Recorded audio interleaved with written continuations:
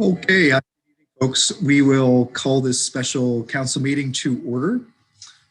It's just 6 p.m. So first I will ask Mr. Clerk, do we have Yes, Mayor Patterson, we have quorum.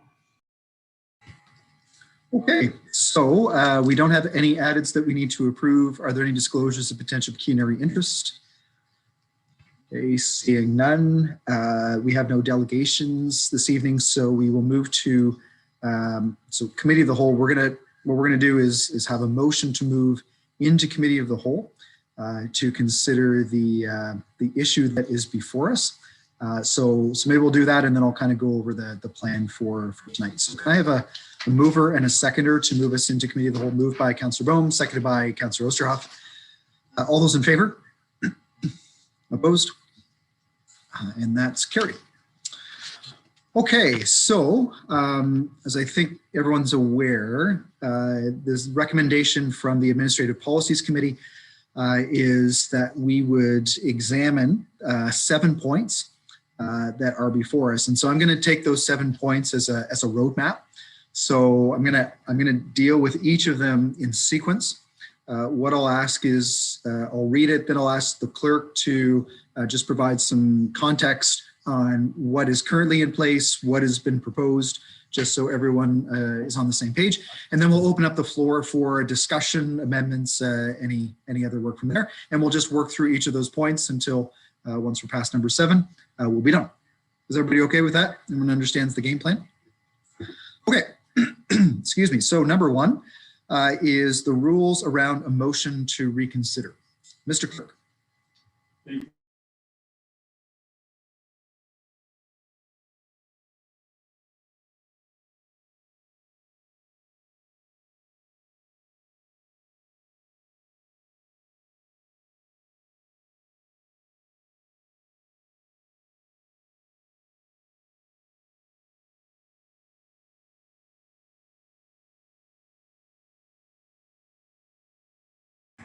I'm not hearing anything in case there's something supposed to be happening right.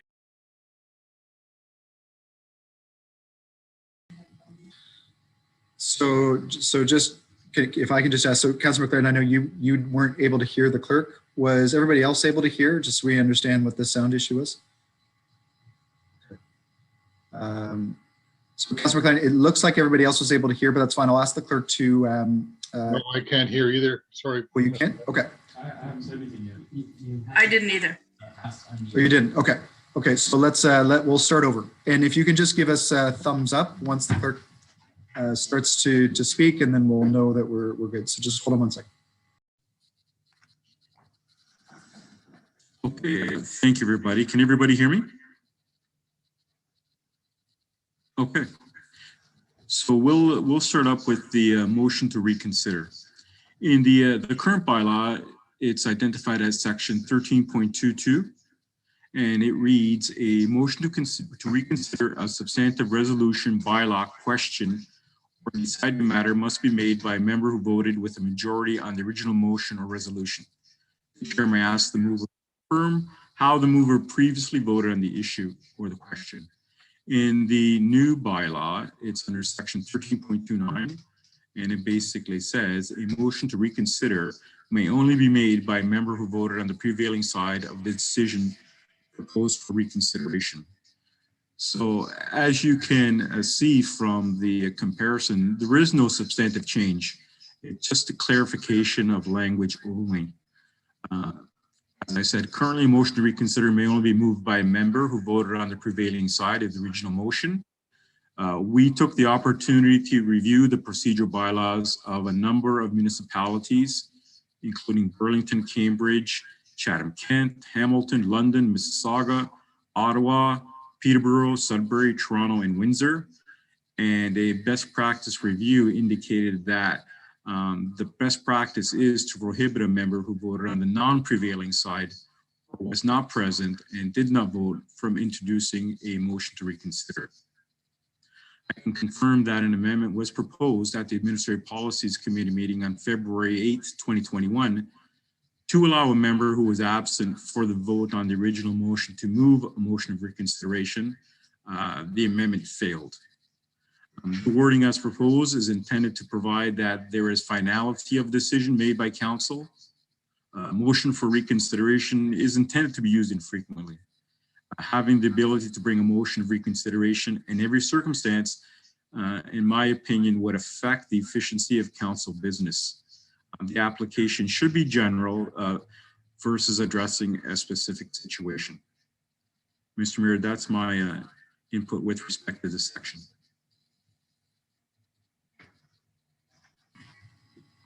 Okay, thank you. So given that, we will open up the floor to discussion on the rules around a motion to reconsider. Any discussion?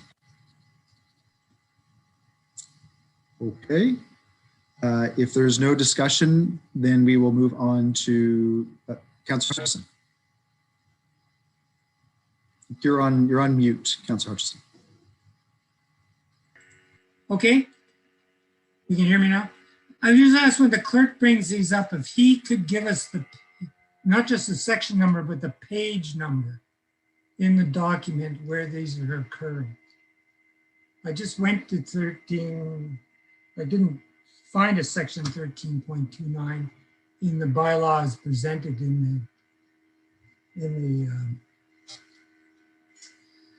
as presented in the discussion paper. So it would be helpful. Okay, so we'll do our best to do that as we move forward. Okay, any other discussion on number one? Okay, so with that, then we will move to number two, rules for debate on deferral motions. Mr. Clerk.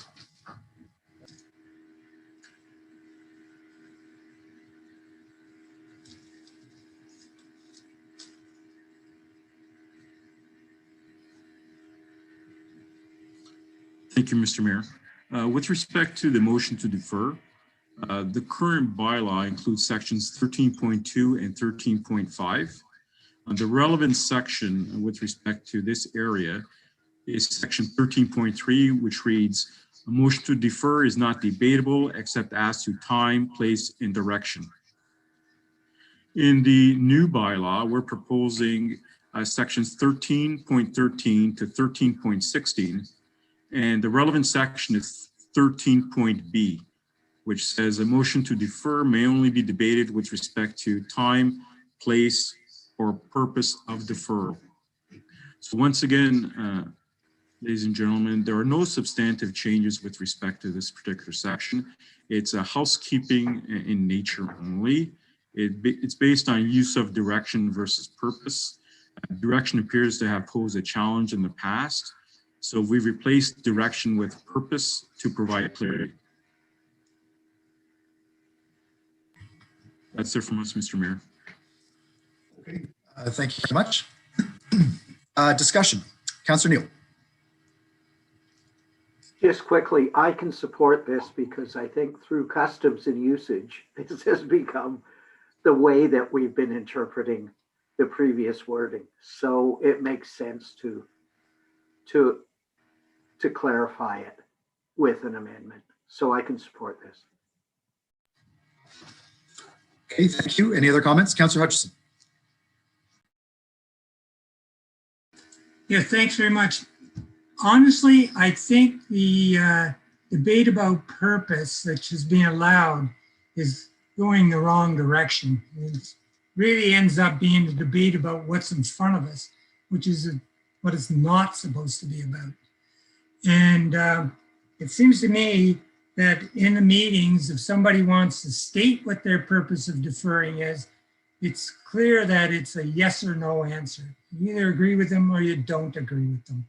But we shouldn't be spending council time debating whether this is the deferral has anything to do with the motion or not, other than things like time and place and whatever the purpose of the mover is.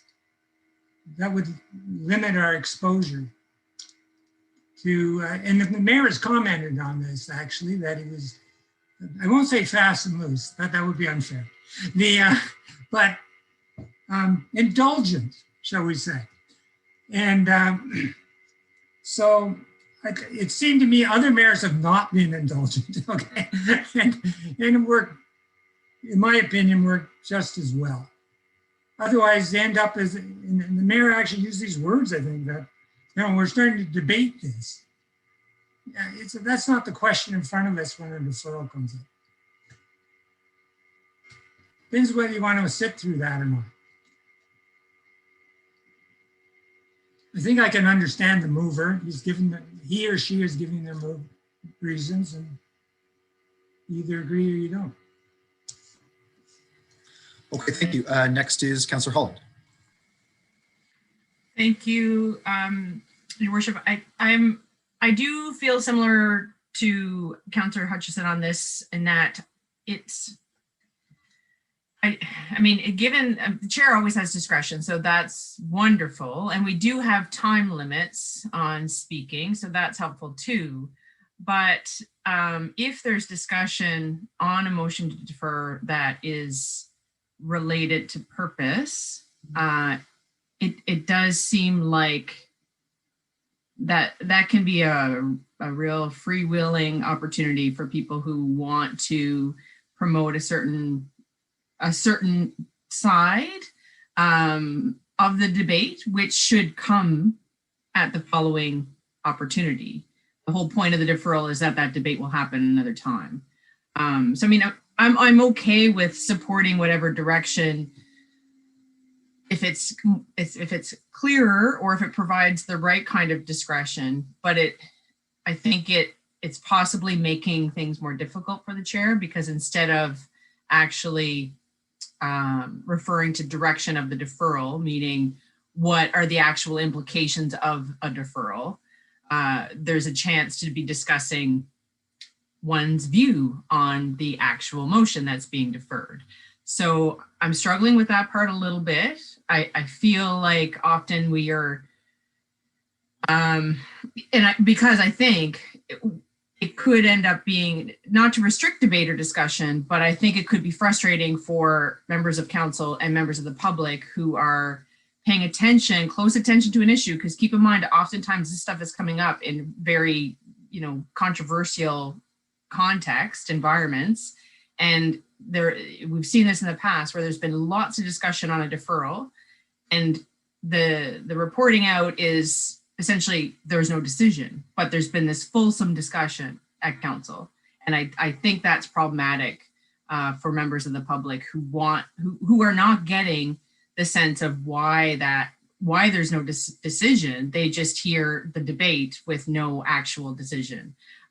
So, I'm prepared to go along with things if it is helpful, but I think there is a risk involved, and I agree with Councillor Hutchison, so I'll wait and see what others have to say before I decide how I'll vote on this part. Thank you. Deputy Mayor, will you take the chair? I take the chair and I recognize you.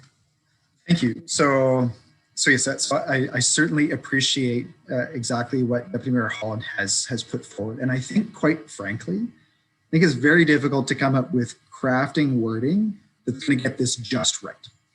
I think inevitably there's going to be a risk that you have too much debate on a motion to defer. And then the other risk is that you don't have enough.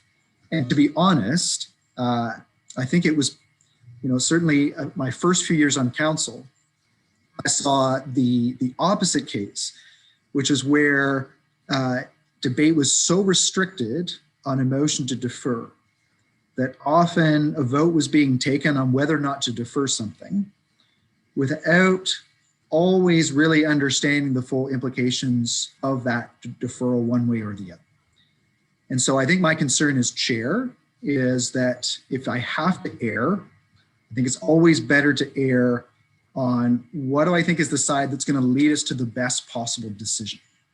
And if in leading to the best possible decision, that means that there's a little bit more discussion. And yes, I understand that you're talking about the purpose of the deferral, and inevitably in talking about the purpose of deferral, you may have to make some reference to what the item is that we're deferring in the first place.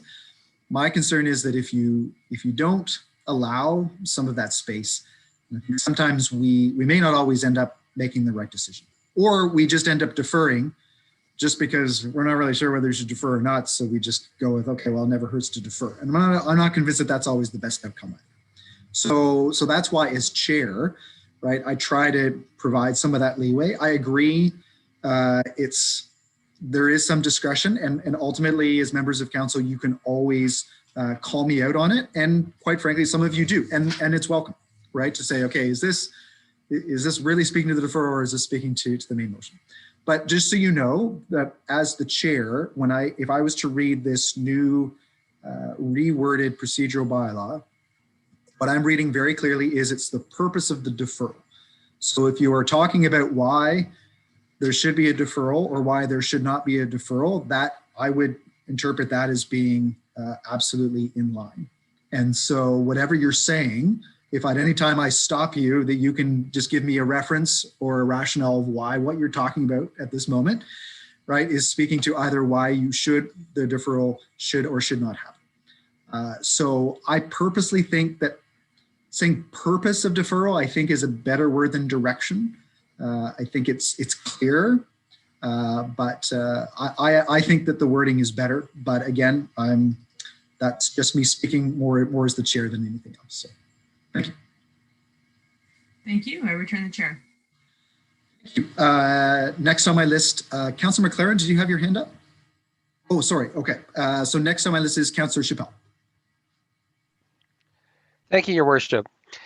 I just like to bring to your attention to all of council, in case we don't remember, but the Brunel's Rules of Order is the body by which we follow our processes, and that is the grounding for the entire discussion we're having this evening.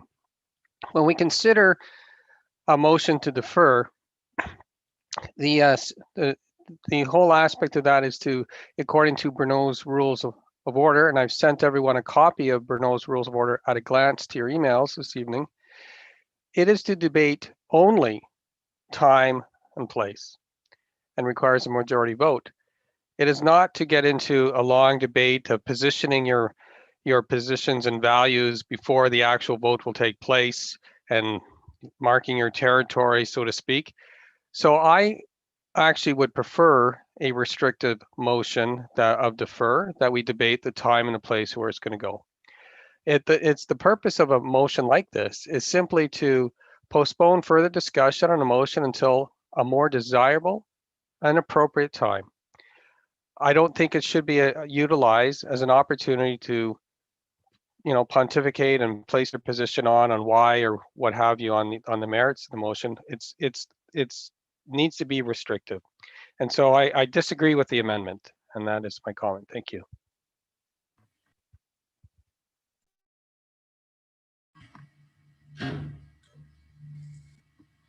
Okay, next is Councillor McLaren.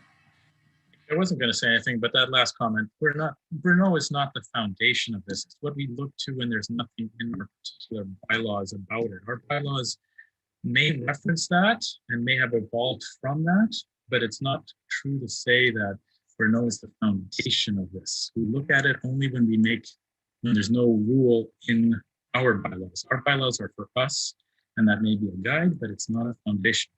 And with regards to the idea that this could somehow limit debate, it's better that we talk more and make a better decision by talking more, reflecting more, even if it takes more time, than to make speedy decisions. Thank you.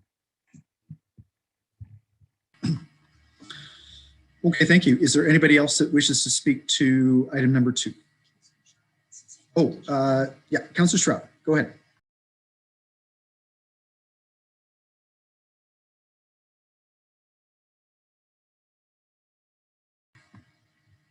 Councillor Stroud, are you there? Can you hear me? We can. Hello? Yes. Sorry, I'm still at work. I have been following along, and yes, so this is the correct place to debate the rules. The reason the committee has this item on is because I know that we don't agree unanimously one way or the other what we should do about deferrals, and that's what we're solving tonight. So no matter what happens tonight, we will have a clearer path forward because we'll have clear rules around deferrals. So Councillor Chappelle mentioned what was in Bourneau's, and that was originally, I believe, what we had here in Kingston as well. So I would ask the clerk to clarify, because the mayor was referencing the wording direction changing to the word purpose, but did we not, Mr. Clerk, add the word direction? Or was it not added at some point in the recent past? Or if not, could you give us a little bit more of the history of how we came to differ from Bourneau's original rule for deferrals?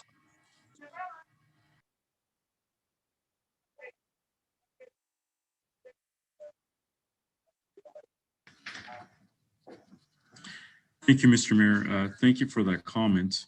What I can say is the challenge in the past has been the use of both the word direction and purpose interchangeably. And that's why we decided to take a look at the sections in the old bylaw and then be consistent with respect to the wording in the new bylaw. So it was the interchangeability of with respect to those particular words.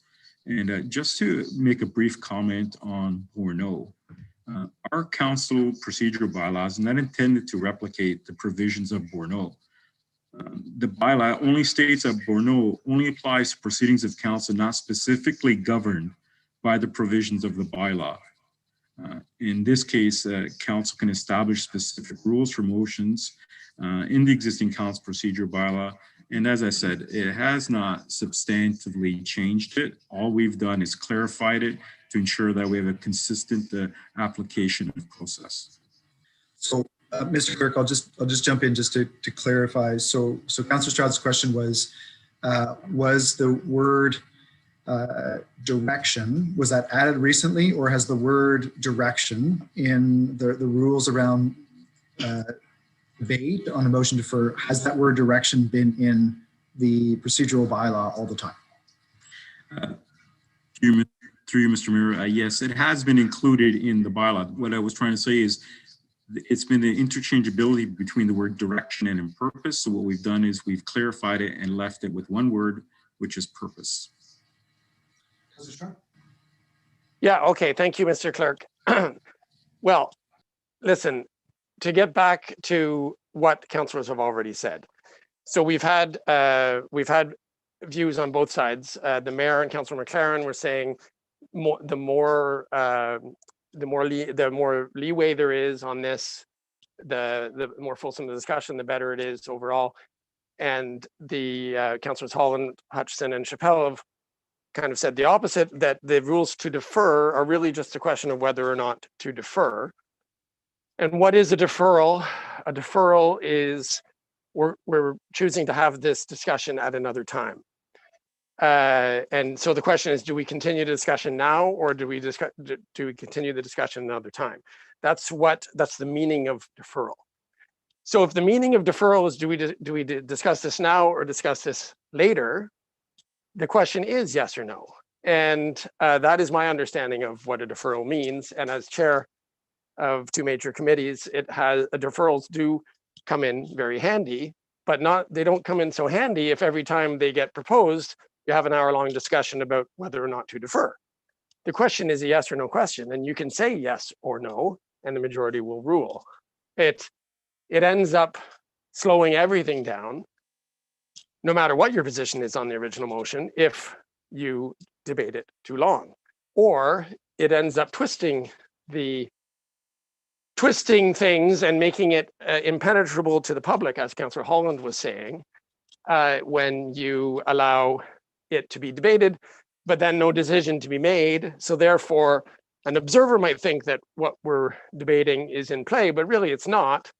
What's in play is the question, yes, or whether or not to defer. And there can be reasons to be in favor of a deferral or against a deferral, depending on if you're in favor or against the original motion. So it adds a level of complexity that makes it difficult to understand, difficult to report, difficult for observers to follow. And really, it's supposed to, in my opinion, just be a question of whether we should have this discussion now or have this discussion later. So unfortunately, whether it's direction or purpose, both confuse the public. So I agree with Councillor Chappelle and Councillor Holland and Hutchison that we ought to have rules of deferral that are identical to what Councillor Chappelle read from Bruneau's, which is simply a motion to defer is debatable only to time and place. It is universally understood that way by boards and executives all over the country. So I find it unnecessary to have a special rule for Kingston only on this case, and unnecessarily confusing. So that I would support an amendment that would use the language read out by Councillor Chappelle. Thank you. Okay, thank you. Next is Councillor Bowe. Thank you, Your Worship. For you, just to follow up on some of the previous comments, I agree. I think in this case, people in the past have already taken leeway with the existing rules, where have found ways when we say it's limited to time and place to still get their points across quickly or kind of almost start a debate. I worry that if we open this up any further, we're going to have a debate, then possibly it will be deferred, and then we're just going to have that debate again. So I'm a little bit leery of changing too much. I think to time and place is pretty fair, and I also believe that, you know, for example, you as chair, Mayor Patterson, do give just a slight bit of leeway when it comes to clarification as for the rationale of the deferral. So I think if we open that up too much, we're going to end up maybe possibly starting the debate that evening. So I would support something that kind of minimizes that to just time and place, sort of as we've sort of done most of the time in council. It's just sort of changed recently, it seems. So that's my 2 cents on this. Thank you. Thank you. Councillor Sanik. Thank you, Your Worship. Just like Councillor Bohm said, I always thought it was only time and place. I didn't know it was direction until I saw this meeting. And I think the purpose of a deferral, the direction of the deferral, that can always be said by the person who's moving the deferral when they get their 5-minute, blurb before they actually say, and therefore, this is why I want to move deferral. Like usually that's what all of us have done when we want to move a deferral. We kind of explain it right before we move it, and that's where you can get the direction. So yeah, and I've seen recently how we have almost started debating the deferral and I've been like, what is happening, right? Why are we doing this? Now I know, because direction was always in there. So I like it better, time and place. That's sort of how I was brought, raised at city council with, time and place. I never even knew direction. Thank you. Councillor Neal. Yes, I think I've been swayed in this debate. It's frustrating, and I agree with Councillor Osanek. Direction is a kind of vague and general term, and it's something that hasn't always been in there. Time and place is what the usual focus was. I think, and not just our current mayor, but our last couple of mayors anyway, have allowed a little bit more liberty. Councillor Osanek being a veteran and Councillor Hutchison being a veteran, the reality is we do give the person who moves the deferral a little bit more debate time, because they have 4.5 minutes to set up the deferral, which is perfectly all right. And I know Councillor Hutchison uses that ability well, and then you move for reconsideration. And I know it's frustrating because we want to be able to, if it's Councillor Hutchison and I'm on the other side of the debate, I think, how come he had 4.5 minutes and now I don't get any time? The reality is you're deferring the action to a later date, and that's perfectly workable. And I think it perhaps was Councillor Chappelle that pointed out that we end up spending all kinds of time trying to define and help the mayor out on where that line is between what is direction and what is debate. And so making it a little bit clearer, I think, is good. And the clearest way is the simplest way, which is recognizing it as time and place. So enough said. Thank you. Thank you. Deputy Mayor, will you take the chair? Take the chair and I recognize you. So I fully recognize this is council's decision, and I will enforce whatever rules council decides that you want me to enforce. I'm just going to make one comment.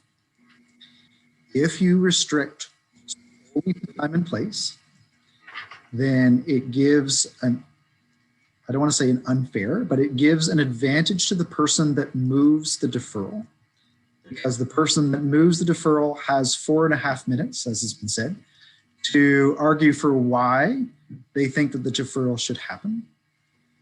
Nobody else can really challenge it to the same degree. All you can do is speak to the time and the place. You can't challenge the purpose to defer. So just keep this in mind. If you remove purpose of deferral from the procedural bylaw, you are effectively giving anybody one chance, and only so whoever moves it, they can speak to the purpose of the deferral and nobody else can challenge it. I think that that's a concern, and I have seen that happen on a couple of instances. It's not often an issue when you're talking about deferring something for a month, or you're deferring something to, you know, it's an item just for further discussion or consultation, but there have been times where there's a significant item that has come to council and the motion to defer itself has been significant. To defer it for a long period of time, to defer it for a year, or to defer it until something else happens, a very significant decision. If we only have time and place, only the person that moves the deferral can speak to the purpose of it. So I just throw it that caution, again, just as the chair, not that I have particular motivation or as a particular member of council on a particular issue, but it's something that I've seen before. So with that caution, I'm fully happy to go with council's wisdom on this. Thank you. Thank you. I return the chair. Thank you. Next is Councillor Doherty.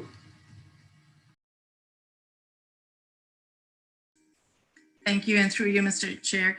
As a new councillor, I have to say this was one of the hardest rules to get used to, when we're so used to debating and giving our opinions, and all of a sudden we can only talk about time and place. So it's been very frustrating. I eventually got used to it, but I did sometimes experience exactly what Mayor Patterson was just referring to. And that's when I felt that a motion of deferral was introduced I was questioning the purpose. And I felt really frustrated if I could not question, like, what's the strategy, like, why is this particular discussion getting deferred? Is it to actually influence in a major way the decision that we know was going to be made down the line?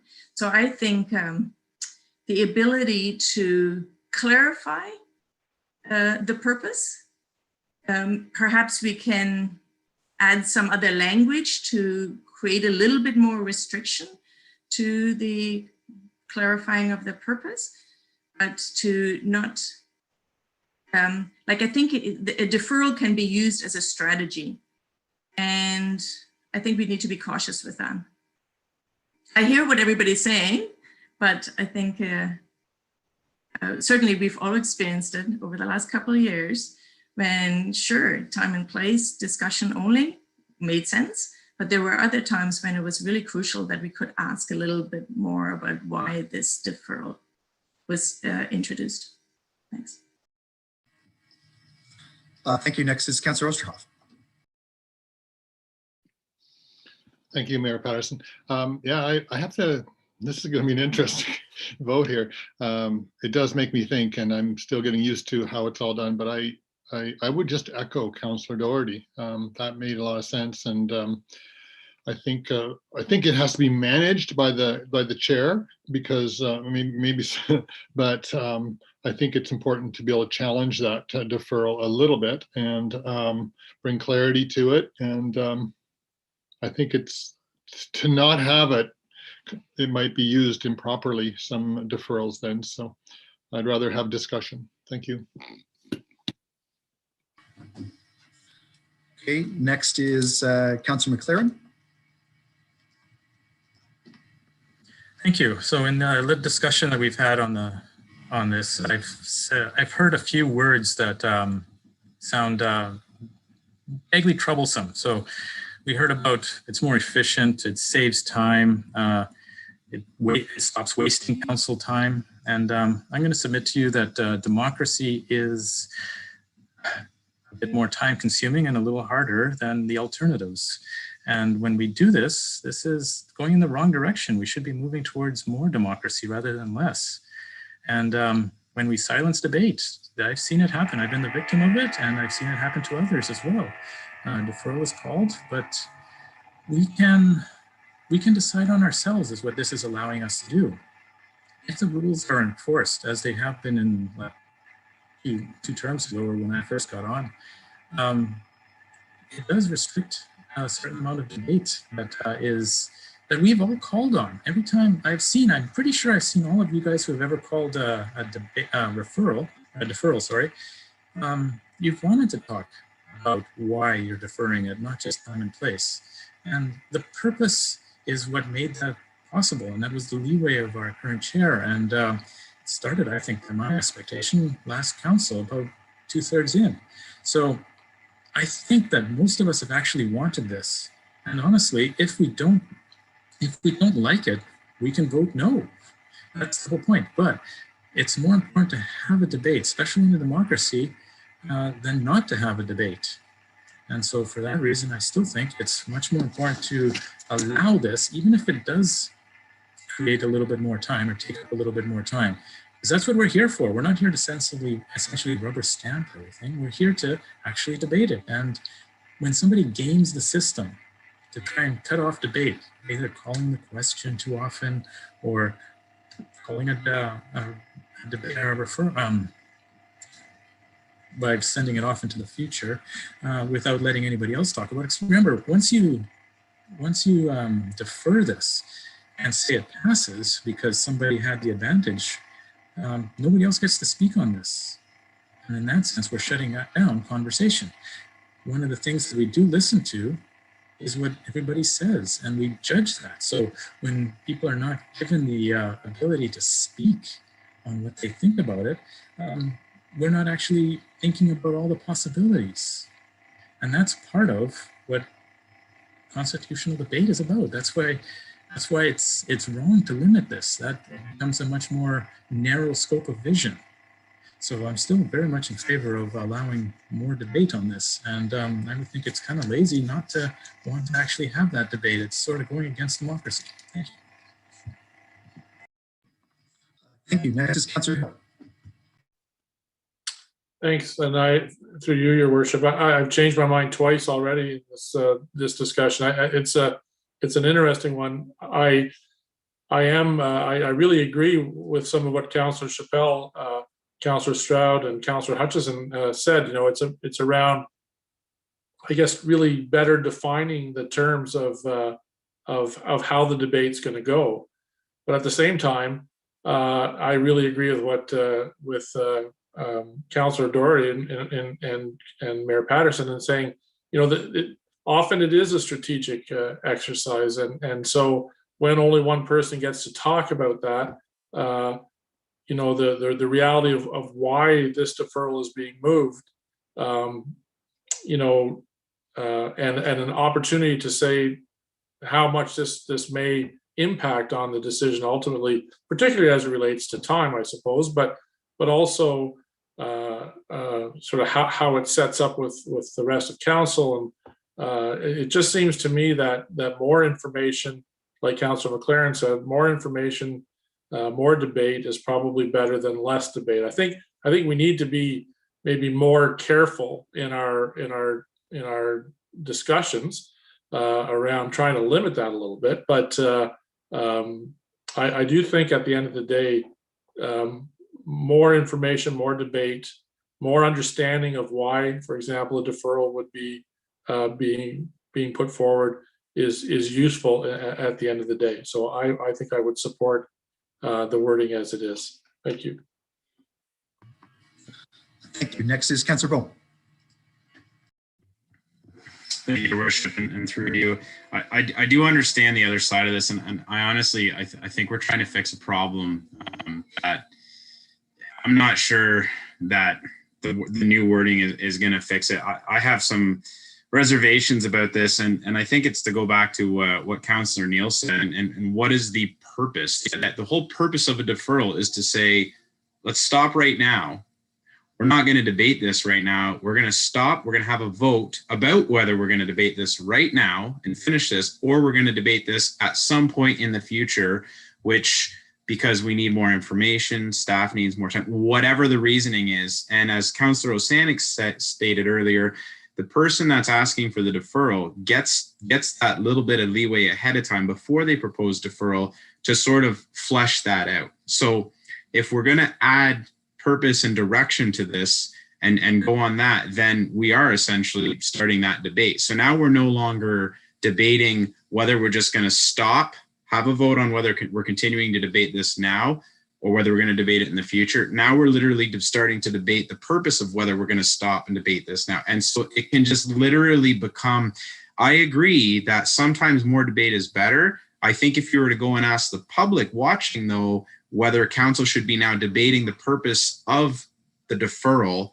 and how they would view that, I don't think they would view that more kindly, because we're already probably viewed as debating things endlessly to death. So I don't think adding more debate to simply debate the purpose of whether we're deferring is actually going to add a whole lot. I do understand it comes with the best intention, but keep in mind, if, let's say hypothetically, I want to propose a deferral and it's a strategic move and I've got something I want to come forward or something, I know in 2 weeks there's going to be new information that could wildly change the vote.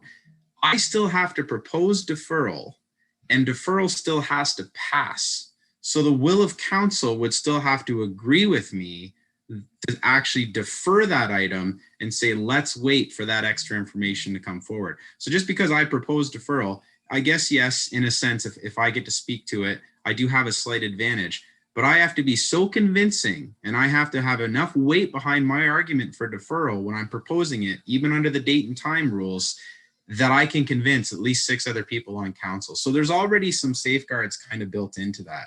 So I guess in my mind, I still don't think, unless we really narrowed the purpose of direction and purpose, unless we really narrowed that down somehow so that it couldn't just spur this ancillary debate that's going to now exist. So we're going to propose deferral, debate the purpose and time, and then we could go through all that. We could spend a lot of time on that, and then the deferral could still lose, which now I would argue that is kind of wasted time, because we could be doing this for 50 minutes, and in the end, somebody watching from the public goes, what did they just spend the last hour on? And then it got voted down, which means they literally just wasted an hour on that. And then we spend 5 minutes approving some $30 million project. So, I mean, it does have an optics as well. I'm not saying we only take 5 minutes on those projects, but in my mind, I think we've really got to keep this narrow, or we risk going down a rabbit hole of just endlessly debating deferrals. And I believe the mayor brought up a point earlier, which was, yes, I agree, there have been some large projects where that advantage was kind of key. But I guess my fear is that we're now going to do this over very minimal projects, and we're going to be sitting there spinning our wheels on very minimal things that we're deferring and getting into having a debate before we've even really started the debate. So I do see both sides of that as well. I agree that on larger projects it has happened. I guess my concern would be, we risk, if we have that direction and purpose there, we now risk that coming forward on every single deferral going forward. So I think with this, I'm still, unless we can clean up that language to really restrict it to just a sentence on direction or purpose, I think we're opening up a Pandora's box situation here. Thank you. Thank you. Next is Councillor Stroud.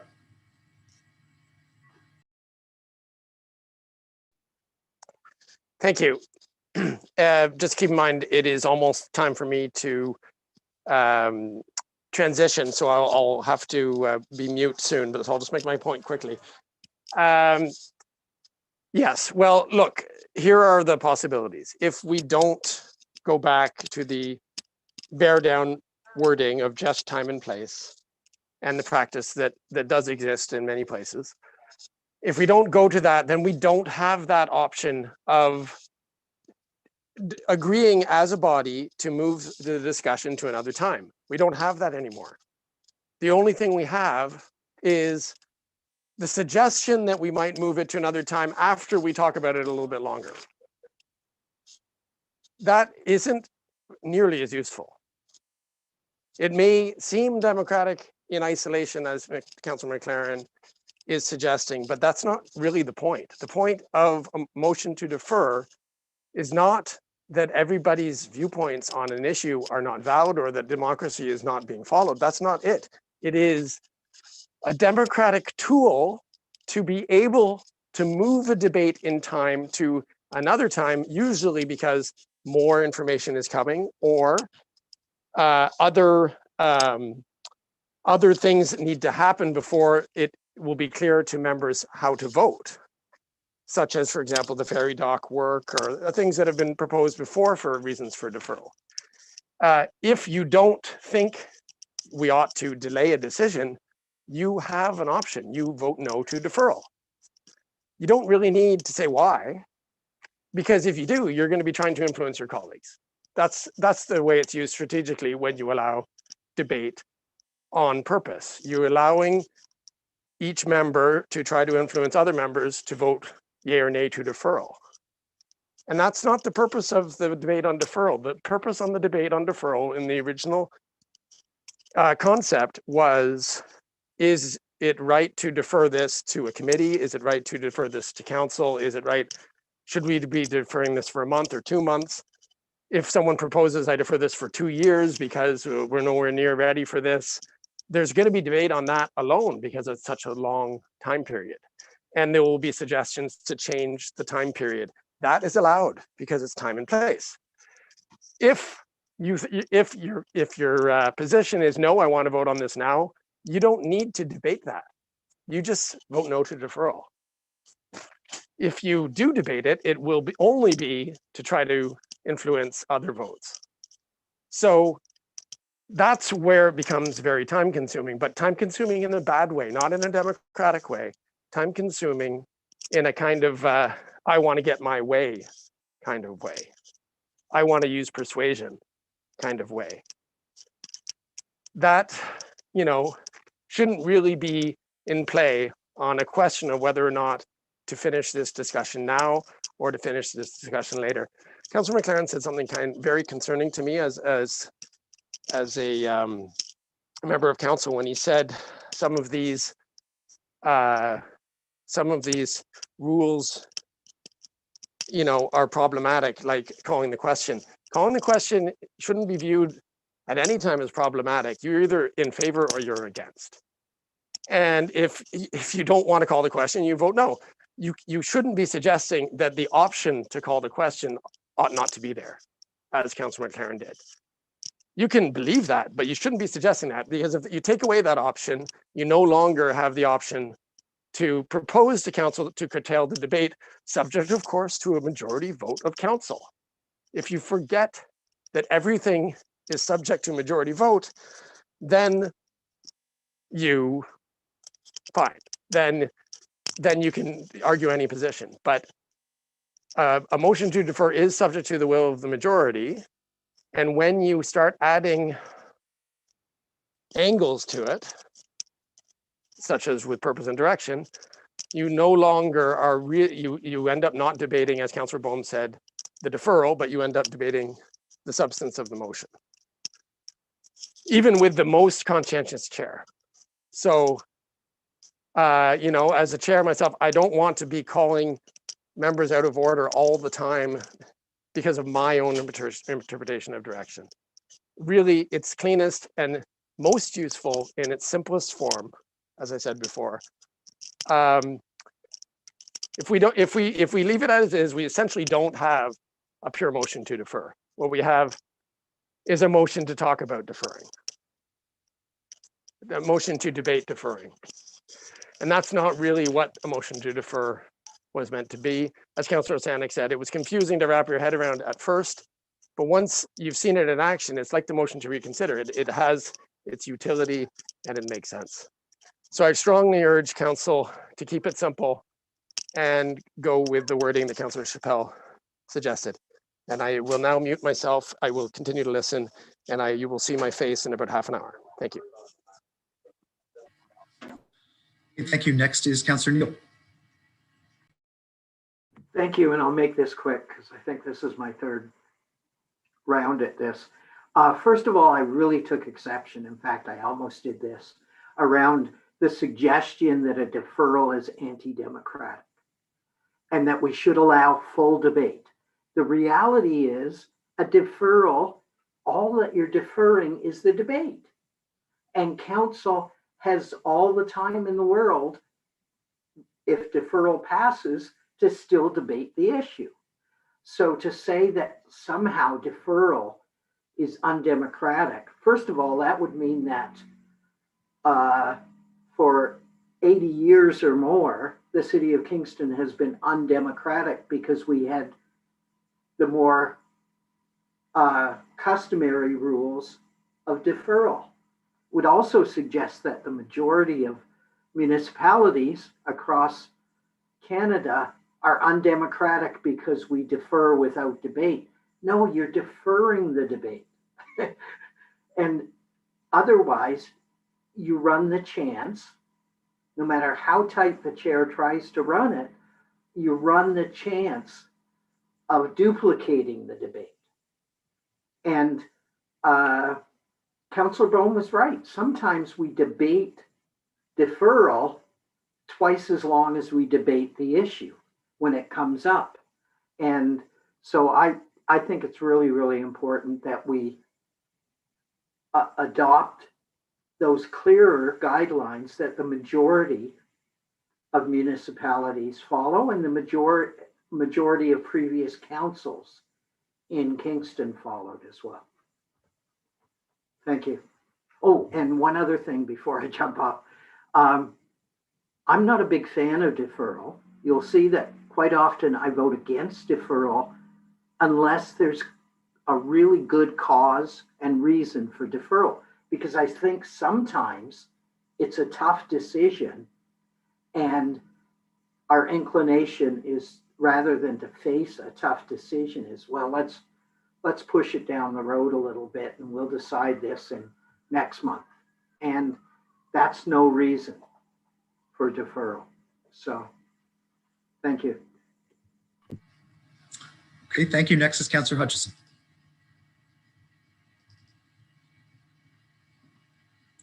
Thank you, Mr. Mayor.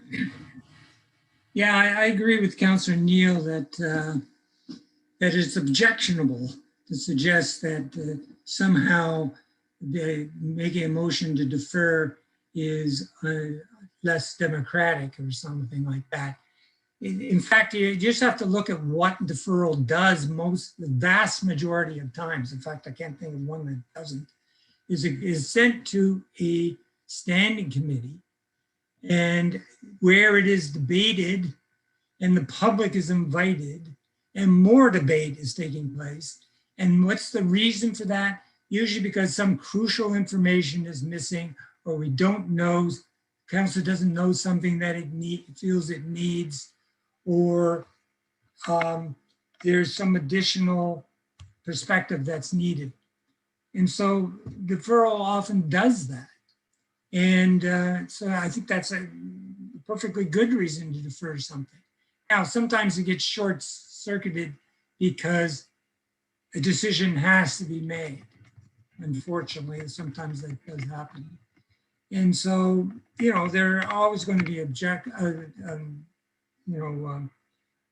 other reasons. There's always going to be reasons why you wouldn't want to do it. And generally,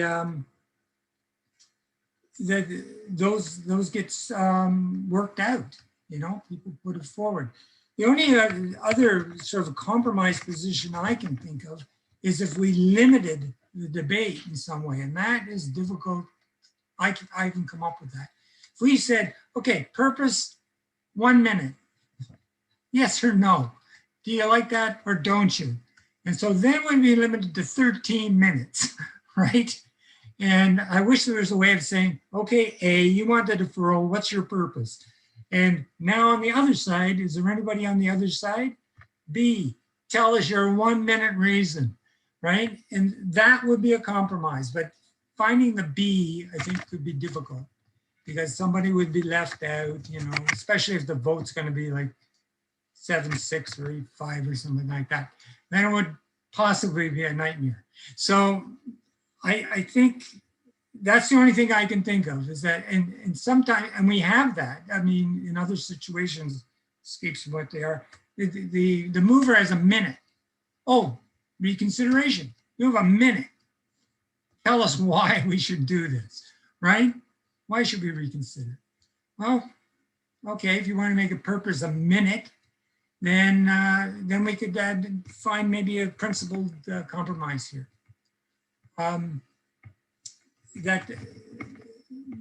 So that's my suggestion. If we're willing to amend this to, you know, you have a minute to make the purpose or deny the purpose, we can work this out maybe. I'm not going to go any further than that. I see Councillor Hill had his hand up. We'll wait to see what people have to say. Okay, thank you. So I've got a speakers list here. So next is Deputy Mayor Holt. Thank you, Your Worship. I still don't know how I will be voting on this, nor do I have an amendment. I'm sorry, this is not very helpful. But I guess what I do want to add, I think sort of along the lines of what Councillor Neal was saying, is that it would be nice to, so what Councillor Stroud, Chappelle, and others have promoted, the interpretation that they've promoted, one of the benefits of that is that there's a bit of a disincentive to move deferral if there isn't an opportunity. I guess there's a chance that if we're limiting debate and discussion on deferral, that that might help people understand going into that vote that they need to be, well, you're put on the spot. I mean, honestly, that's how I feel about it. You have to make a decision and you have to do it really quickly. And I think that's good. I think having disincentives to bring forward deferrals is a good thing, because I think that sometimes we have too many, and it's great if they're like what Councillor Hutchison says, if they're an opportunity to go to committee, have a fulsome discussion about an issue that we haven't really studied, but often they are used, they're used for a number of different reasons. One reason that I think is we need to avoid is when it's a complex issue and there's a rationale along the lines of, you know, we need more time. This is too complicated. We haven't wrapped our heads around it. That is a really poor rationale for deferral. It is our responsibility to review the reports and the information that's coming before us. And yes, we have to do that very quickly sometimes. And the issues are huge and complicated, but that's actually, that's the job, and we can't step away from tackling that and asking for more time for our own sakes. If there was a way to disincentivize the use of deferral and to ensure that we were not doing it for our own purposes, but there were opportunities to do it for the benefit of the public when more debate and discussion needed to be had, more input from members of the public, that would be great. There's nothing in here that would discriminate. I think, again, that goes back to the chair. I'll just ask a question to hopefully help clarify some of this. It seems that what Mayor Patterson, what you said, it has to do with there's clarity here, but I'm wondering, like, is there more or less discretion? There's always the discretion of the chair, and how is it in the case of allowing potentially more debate in discussing purpose? Is it more difficult to then sort of curtail that debate than it is to interpret a very strict definition of discussion? And then what does that, how would it work in practical terms? Thank you. So I'm gonna try to answer that question as best I can. But again, this is how I would interpret it. So obviously different, there is some discretion here. So just so everyone's clear, what we have now is that you can debate a motion to defer with respect to time, place, or direction. What's been proposed by the clerk is that we would change that to go to, you can debate a motion to defer to time, place, or purpose. There would be no difference in how I would interpret those two things. So it would basically be like continuing to do what I have done up until this point. So I just want to make that clear. So I wouldn't interpret changing the word from direction to purpose that suddenly that we're allowing more. I would think that's we would be doing the same thing. So essentially it would be status quo in the way that I would be implementing this. So if council feels that I am too broad, then yes, you can absolutely restrict me. My only caution is that if it's just a time and place, and it's true, we used to, even though our procedural bylaw did say time, place, or direction, it used to be enforced as just time or place. And you know what I found? I found councillors would often try to get their debating points into time and place, and then it would make people mad because people would say, you're not speaking to time or place because they're trying to shoehorn it into time or place, right? So it actually makes the job of the chair far more difficult. So all I'm going to say is if council wants to restrict to time and place, I will be incredibly strict all of the time. So I just want council to understand that is basically we're going to go right down to time and place, and I will be all over that, because otherwise I get criticized as the chair for allowing people to kind of shoehorn their purpose into the time and place. So, does that help? Yeah, thanks. That's helpful. I still don't know how I'm voting, but thank you. Next is Councillor McLaren.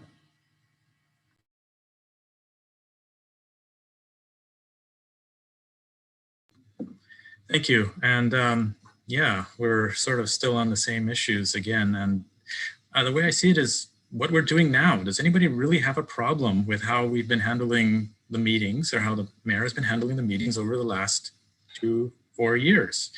I don't. I think that is in fact better. I think it's what we've actually asked for in many different cases. This is moving the bylaw to what we have now. If you think that we're opening up a can of worms or something like that, that strikes me as the politics of fear of things that are unlikely to happen and happen because they haven't actually yet. And that's not what we should be debating on, is on the fear of potentialities that are unlikely to happen or would have a minimal impact if they did.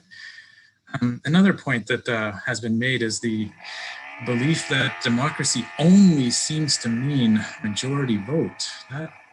That's true, but that's only one of several other things. The difference between democracy, a full-fledged democracy, like what we're supposed to have here, and say a place like North Korea, which also has elections and they vote by majority rule, is the debate. The debate, that's an other part of democracy. If you cut back on debate, that is in fact against democracy. So again, the premise, the axiom that more debate is better than no debate or less debate is a movement in the direction of democracy. And yes, it may be more messy. Dictatorship, as in North Korea, is very quick, even like in China. But what we're trying to do with debate is actually get the most information. And so the notion that I've been attacked with just recently on that I find it reprehensible that I'm calling this as a democratic issue, I think you're failing to recognize that debate is part of the democratic process, and to limit that is democracy.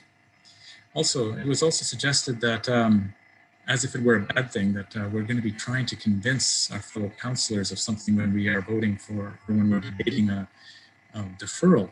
Well, that is exactly the point of debate. We are trying to express our views and seeing if anybody else thinks that they are legitimate as well, legitimate enough to make a change in decision. I know that several of you guys have from time to time changed my minds based on what you have said. Not always, sometimes I keep my mind, but it wouldn't have happened if you hadn't been given the chance to speak your minds on it. So consider what's the other option if you're not willing to or not able to convince somebody. The other option is violence. You force somebody, you threaten them. And that's what we want to try and avoid. So if you have a constructive debate, that is positive for democracy and helpful for democracy. And that's essentially what we're looking for here. So I see this first as moving towards what we've asked for over the last several years. What we have now, giving clarity and cementing it in for the future. Because we've all asked for this. It's not a question of reducing or making things more efficient.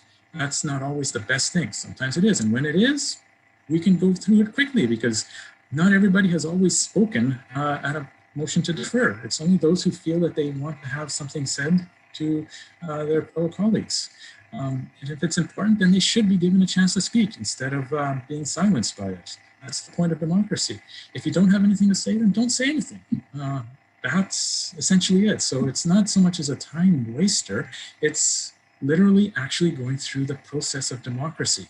Because when you get to the vote, it shouldn't be there by fiat or from above or without having thought it through.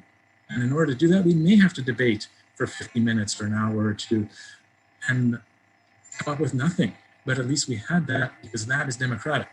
Sure, a dictatorship would have done it much faster, but that's not the kind of society that we should be living in or striving for. Thank you. Thank you. Next is Councillor Hill.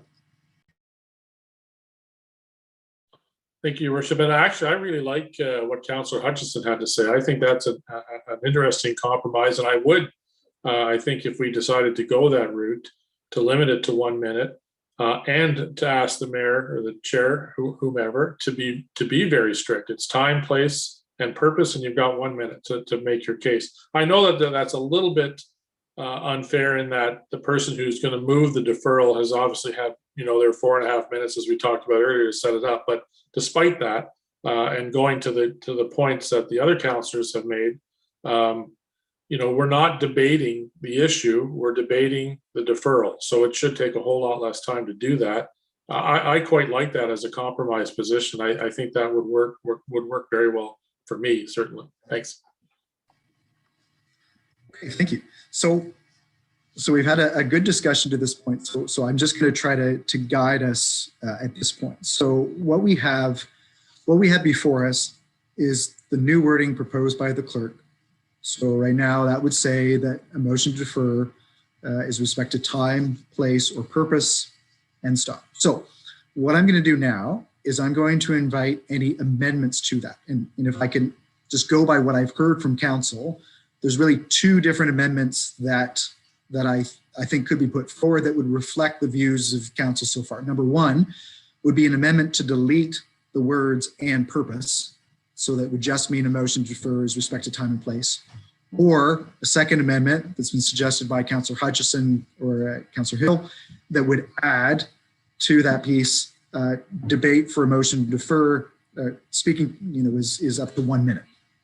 Right. So I'm not trying to guide. I'm just suggesting those are the options that are in front of us. So what I'm going to do now is I'm going to ask if there is a member of council that wishes to propose one of those two different amendments.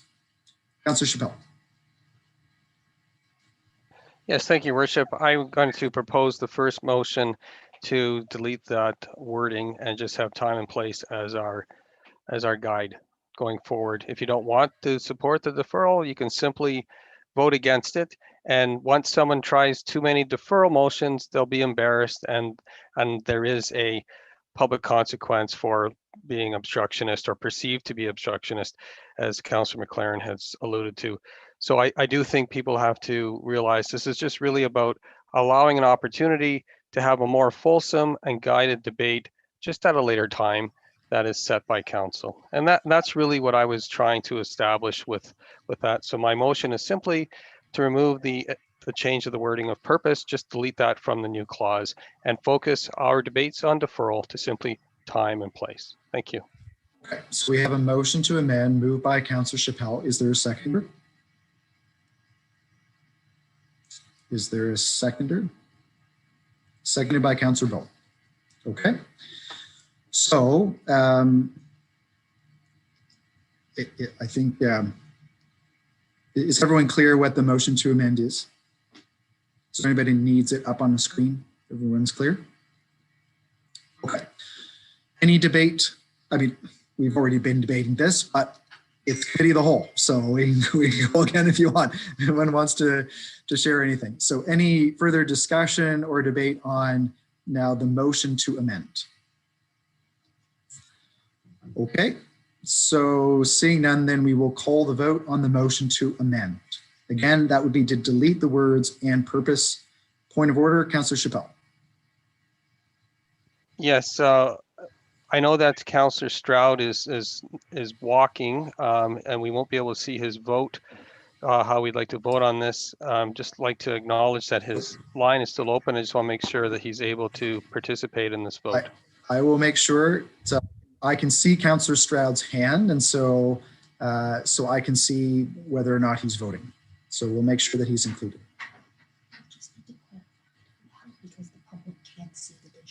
Right. Okay. Okay, so we will call the vote then on the motion to amend. All those in favor?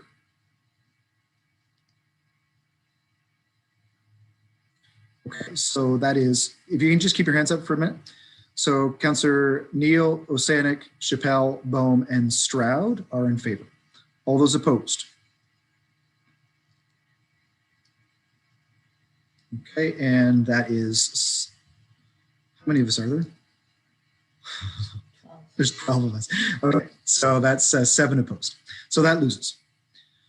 Okay, so now we are back to the, again, the base bylaw that's in front of us. Any other motions to amend? Councillor Doherty. I'd like to move that we amend the motion in front of us to add, to clarify purpose up to 1 minute. I think the word clarify is also helpful.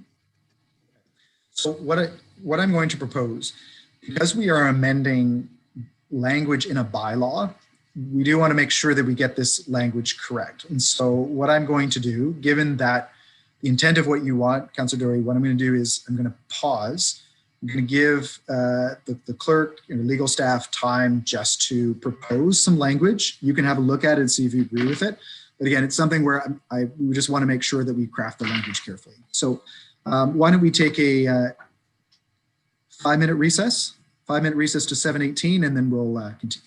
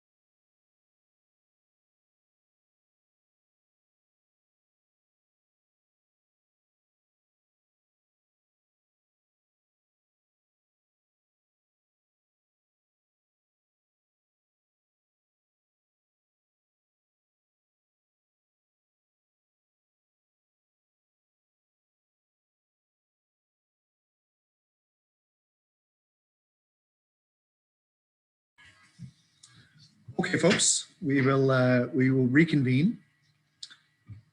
So I'm going to ask staff to put up the proposed motion to amend so that everyone can see it.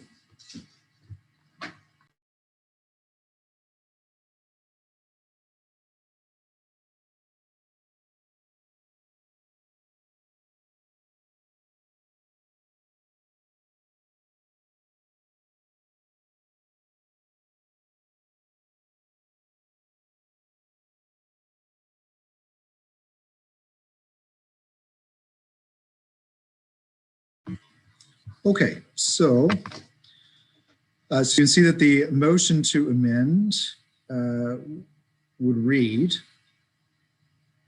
so each member shall be permitted up to 1 minute to speak to the time, place, or purpose of the deferral. So that it reads as follows. B, may only be debated with respect to time, place, or purpose of the deferral, and each member shall be permitted up to 1 minute to speak to that time, place, or purpose of the deferral. So let me pause there. So Councillor Doherty, you are the mover of that motion. Are you comfortable with that wording, first of all?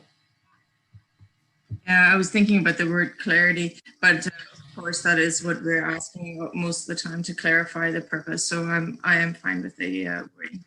I think clarify really is speaking to, clarify, time, place, or purpose. So, so that would be a motion to amend moved by Councillor Doherty. Is there a seconder? Seconded by Councillor Hill. Okay, any discussion on the motion to amend? Deputy Mayor Holland. Thank you, Your Worship. I'm happy with, I will be supporting the amendment. Clearly been on the fence the whole time. And I guess really what it came down to was knowing that the chair always has discretion, ensuring that there's an opportunity for the chair to use the discretion without the shoehorning situation that Mayor Patterson has referred to. So I think giving the leeway on the side of allowing for not necessarily debate or discussion, but being able to frame that, being able to define that discussion, however is most appropriate, I think gives the chair some discretion, limits debate, obviously limits the time and the discussion altogether, but is preferable to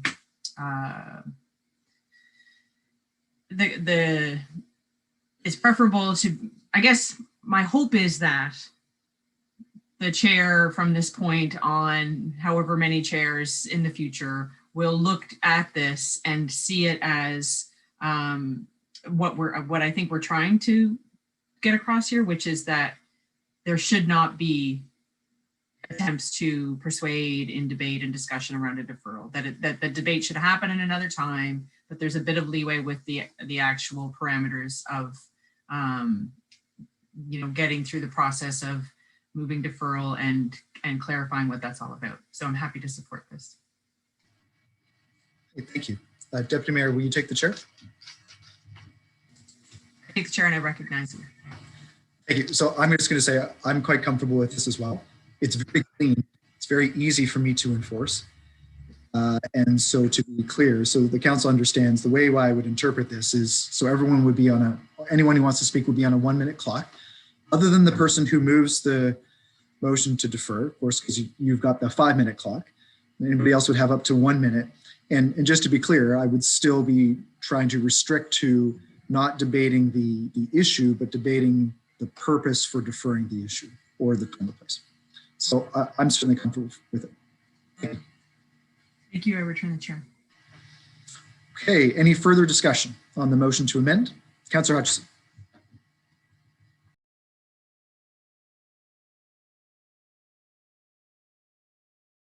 Just so it's not confusing, in the current rules, the 13.14 says the mover can speak to the motion, and then it talks earlier about speaking briefly, so 1 minute will certainly be brief.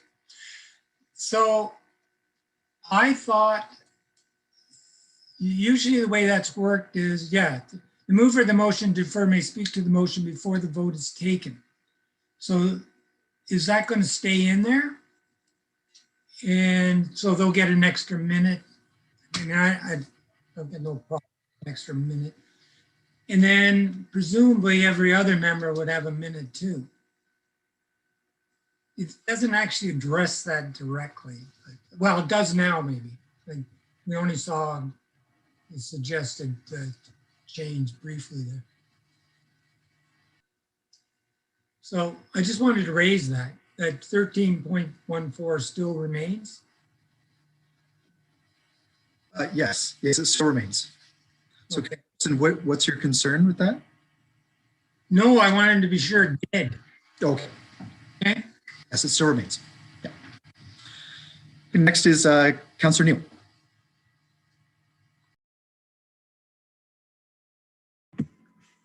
Just so I can be clear on this as well. I thought I was until Councillor Hutchison spoke. The 1 minute is to speak to the purpose.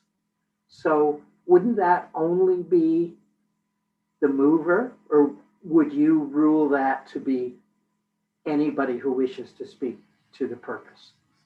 So to be clear, so the wording is that anybody can speak to a motion to defer for up to 1 minute. Okay.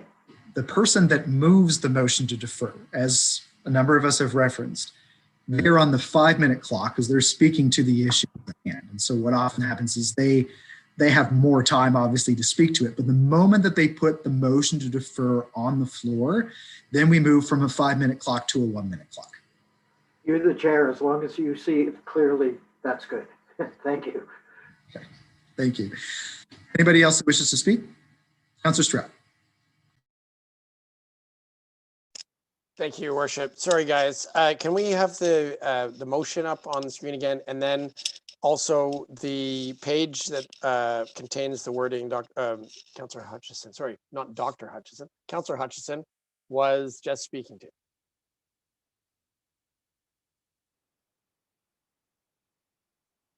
I've just obtained the ability to follow along on my computer. Through you, Mr. Mayor, it's section 13.14 that Councillor Hutchison was referring to, and that is on page 42 I got of it. your Okay. agenda. And the original motion is where? The motion from Councillor Doherty? Where is it? There. Okay, thank you. So that's B, which currently says, so that's B under 13.13, right? So B currently says may only be debated with respect to time, place, or purpose of the deferral.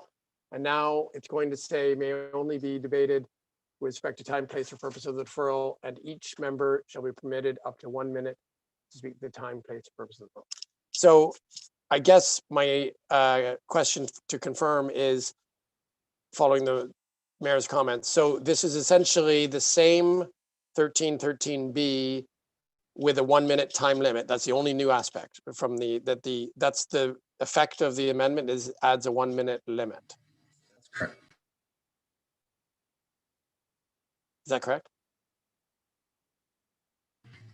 Yes, that's correct. Okay. Right, and it says time, place, or purpose, and the word direction is gone, and then so the chair will have to restrict members to those three things, and they only have 1 minute. So the 1 limit restriction and restriction of those three things. Okay.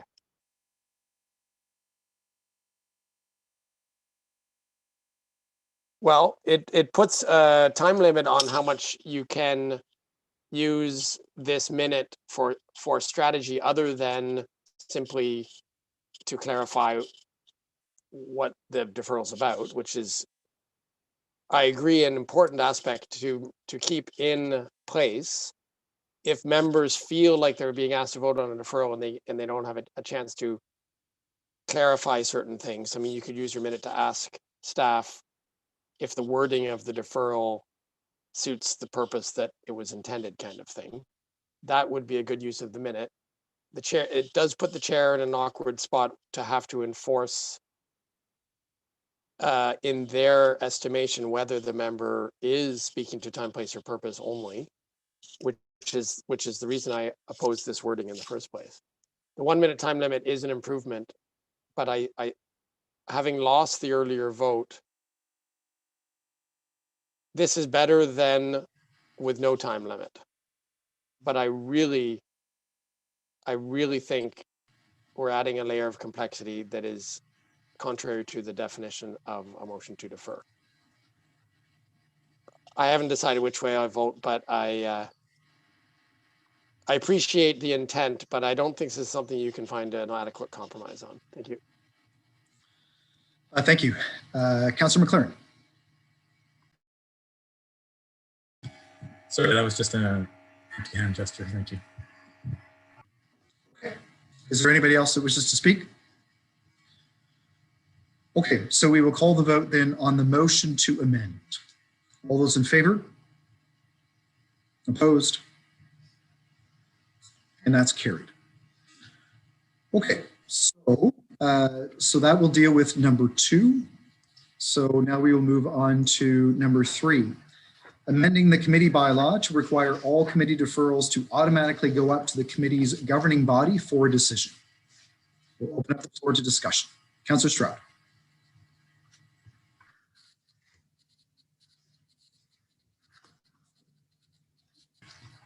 Councillor Stroud, you are on mute.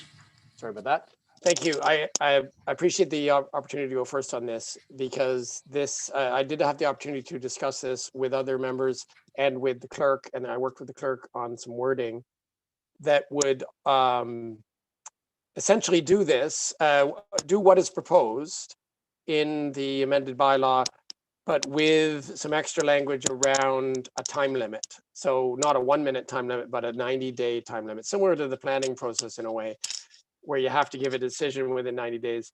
So the idea is, so the purpose of the new wording was, as the clerk explained at committee, that effectively you could defer an item to a committee, and the committee, without going back to council, could keep deferring over and over an item to a future meeting of that committee, therefore sort of use it in perpetuity, keeping an item at committee for an unlimited amount of time, theoretically.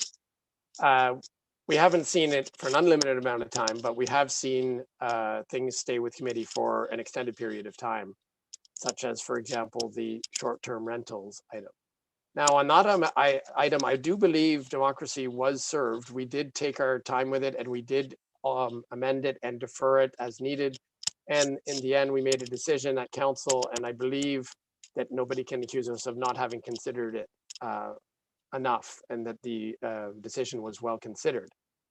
However, the language that I proposed basically restricts further than that with the 90-day. So asking for a decision from the higher body, whether it's council or the committee that the body reports to, say like Arts Advisory, for example, they would have to ratify the deferral, any deferral past the 90-day limit. And the 90-day suggestion came from the clerk. There seems to be, amongst the members I've spoken to, will to be able to consider something at committee for a period of time. And a deferral at committee is very useful. However, council does need to hear about it, maybe at regular intervals if it's taking time. So that it's probably a good idea to go up for a decision, but maybe not every single deferral at the committee, as is in the proposed language. So in the proposed language, every time a committee defers something, regardless of what the decision is of the committee, if they decide to defer for further study, for further information, for a report from staff, whatever, it goes up to council, and council gets the whole thing and debates it, and then decides whether or not to defer it back to the committee or do something else with it. It does basically, it's a compromise, an amendment that achieves a compromise. So I don't know if I should move it now, Mr. Mayor. Maybe I will, just so we have Sure. So maybe I'll just pause you right there. So I was going to go to the clerk just to provide that context, but I think everyone is clear, and I think Councillor Stroud summarized it, that the old framework, there was no limit on the amount of time that an item could be rest with committee. The proposal brought forward in the current version of the bylaw that's before us say that any deferral by committee has to be approved by council. And so that's what the contrast, so that's the setting. So Councillor Stroud, yeah, so I know you have a motion to amend. So if we can put that up right now. So the motion to amend moved by Councillor Stroud, seconded by Deputy Mayor Holland. So it will insert the following: a committee may defer consideration of any matter for a period of up to 90 days in the aggregate, after which time the matter deferred must be reported to council or to the appropriate committee to which it reports as determined by the bylaw, with no recommendation, to allow council the opportunity to discuss and make a decision. So Councillor Stroud, the motion to amend is on the floor, and it's back over to you. Yeah, well, I mean, it says it right there in the wording, and thank you, Mr. Bolognon, for your help on the wording and for the suggestion of putting a time limit on it that was clear. I think it's very easy to understand with the 90-day limit, and I do think it gives the committee leeway to have time to work on it. Now, there was a suggestion from one of my colleagues to have perhaps a 120-day limit. So maybe I'll just address that right now. I don't think the amount of time isn't really that important. I'd be okay with 90 or 120. 180 probably would be too long, but 120 is essentially 4 months, which equates to 2 meetings of a committee that meets bi-monthly. So there is some logic to that. I did not go in that direction. I went with the 90 suggested by the clerk, because you do have the option with bi-monthly meetings of having an extra special meeting in between. Not that I like to call them, but it is there if there's a pressing time-sensitive matter.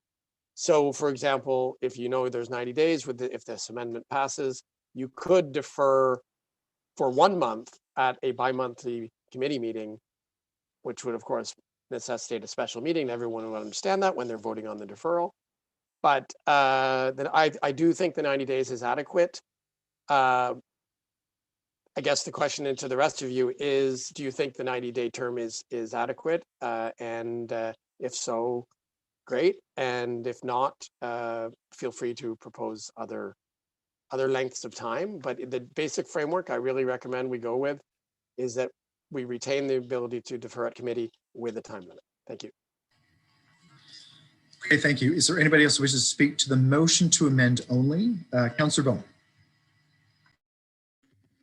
Your worship, and through you, I actually really like this amendment, and part of the reason is I had some fears before with some of the wording that we were just going to defer things to committee, and then for whatever reason committee wouldn't really be able to meet or be able to come to a decision, and then it just keeps flipping back up to council. So at least this way it tries to build in a time frame so we don't send something to committee to have it debated and it just stays in purgatory, so to speak, and never comes back up. But also gives committee some time to do what it's designed to do, right? So I mean, my fear was if we didn't have something like this, our committees could, in essence, almost become redundant, because we could defer so much down to them that they never have enough time to get through it all, and then it just keeps referring back up to us, in which case we'll not just debate everything as committee of the whole and do away with the standing committees. So I think this strikes a pretty good balance of saying, here's some time to do some work to look at this issue, to provide some more information to council, without the fear of it getting locked down there and never coming back up without a decision. Because we have seen a few things happen in the past where I don't think it intentionally happened. I think it was just a series of kind of limit snippets, a series of unfortunate events, and an issue just stayed at committee maybe longer than it should have, and eventually made its way back up. So I think this strikes a good balance. I'll be supporting the amendment. Thank you. Thank you. Next is Councillor Neal. Thank you. Can we see the motion again? I think I want to support it. I just need to clarify one thing. So if we could put the motion, the amendment up again.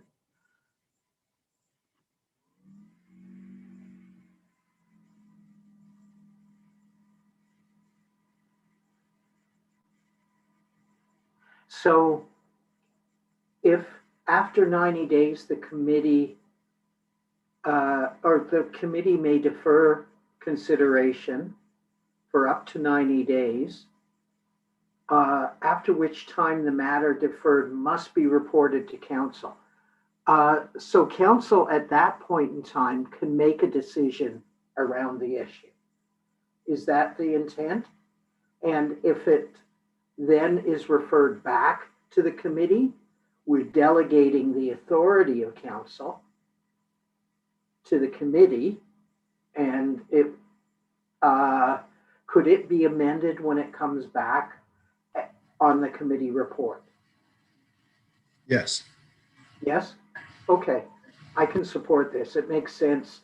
Otherwise, I mean, I've had people asking me why things have taken over a year to make a decision on, and our job, I mean, I hate the McConnell approach to things. Senator McConnell seems to lose things on the agenda sometimes when he was in power and they never got voted on.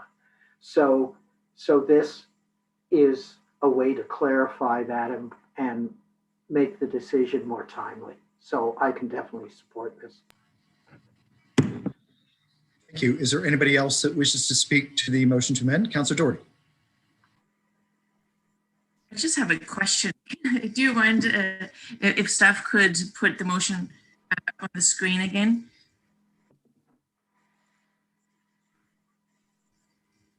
So it after which time the matter deferred must be reported to council or to the appropriate committee to which it reports. So who determines which direction it'll go? Is that at the time when the deferral is introduced at the committee, or how does that process work? So, Councillor Doherty, just so I'm clear, your question is about where it goes at the 90 days?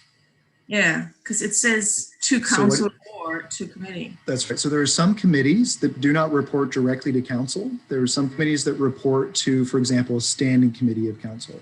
So there's some committees that report, for example, to arts, recreation, community policies. Right? So what happened is, so we wanted to leapfrog to council if it's supposed to report up to ARC, but then ARC would make that decision. Okay, good. Thanks.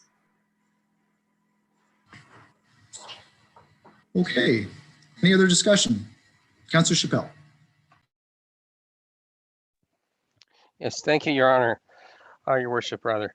My question is really for the clerk, and that is, what happens when we have the policy committee at one period, and then there's the summer break, and we only have one meeting of council in between? Is this 90 days going to constrict us to force us to have it to that council meeting, or could the council meeting itself, where it gets deferred to, can actually take place at a later date? And so that is a question I have, and then after that, I'll present something else. Through you, Mr. Mayor. I think the wording is quite clear, the 90-day rule with the aggregate. As you know, meetings can always be called by the chair to ensure that that 90-day rule is followed. But, you know, this is the new introduction into how we're going to be doing some of our committee and council business. So we obviously will take a look at how we would make this thing work. But we're always focusing on that 90 days in order to ensure that we have business continuity at the council level.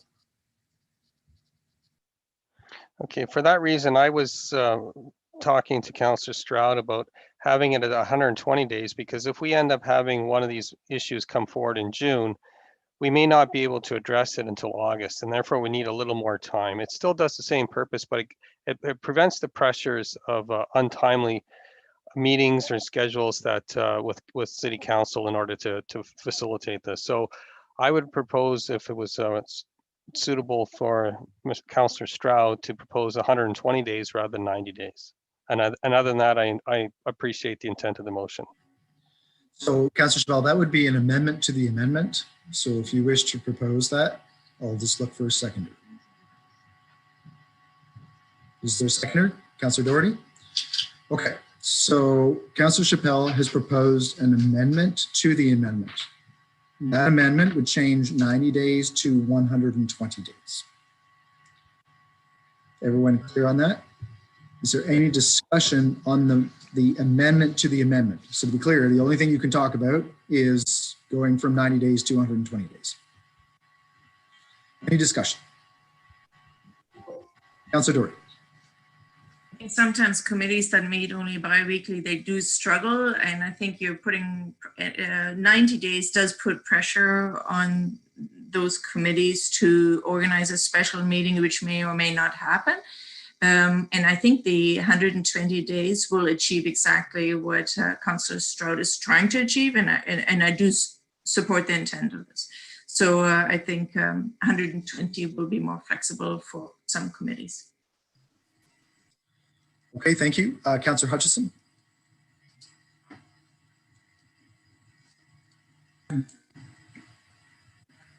I'm putting my faith in council that if a committee turns up that says we haven't had enough time, we still have to do public consultation, we have to get more information about this or that, that council will grant that time.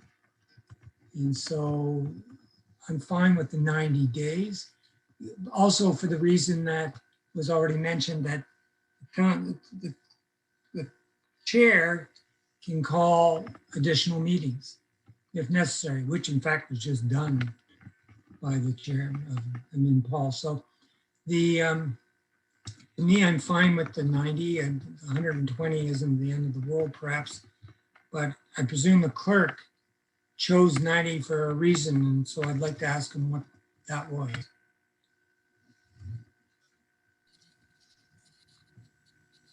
Through you, Mr. Mayor, we took a look at the 2021 calendar, and based on that 90 days, we felt that it was reasonable to suggest that amount of time, even with a summer vacation. Once you start to drag things out more than 90 days, it seems to become longer and longer to make a decision. And in order for us to maintain that business continuity, with the idea that chairs can call special meetings at any time, that 90 days was reasonable in this situation.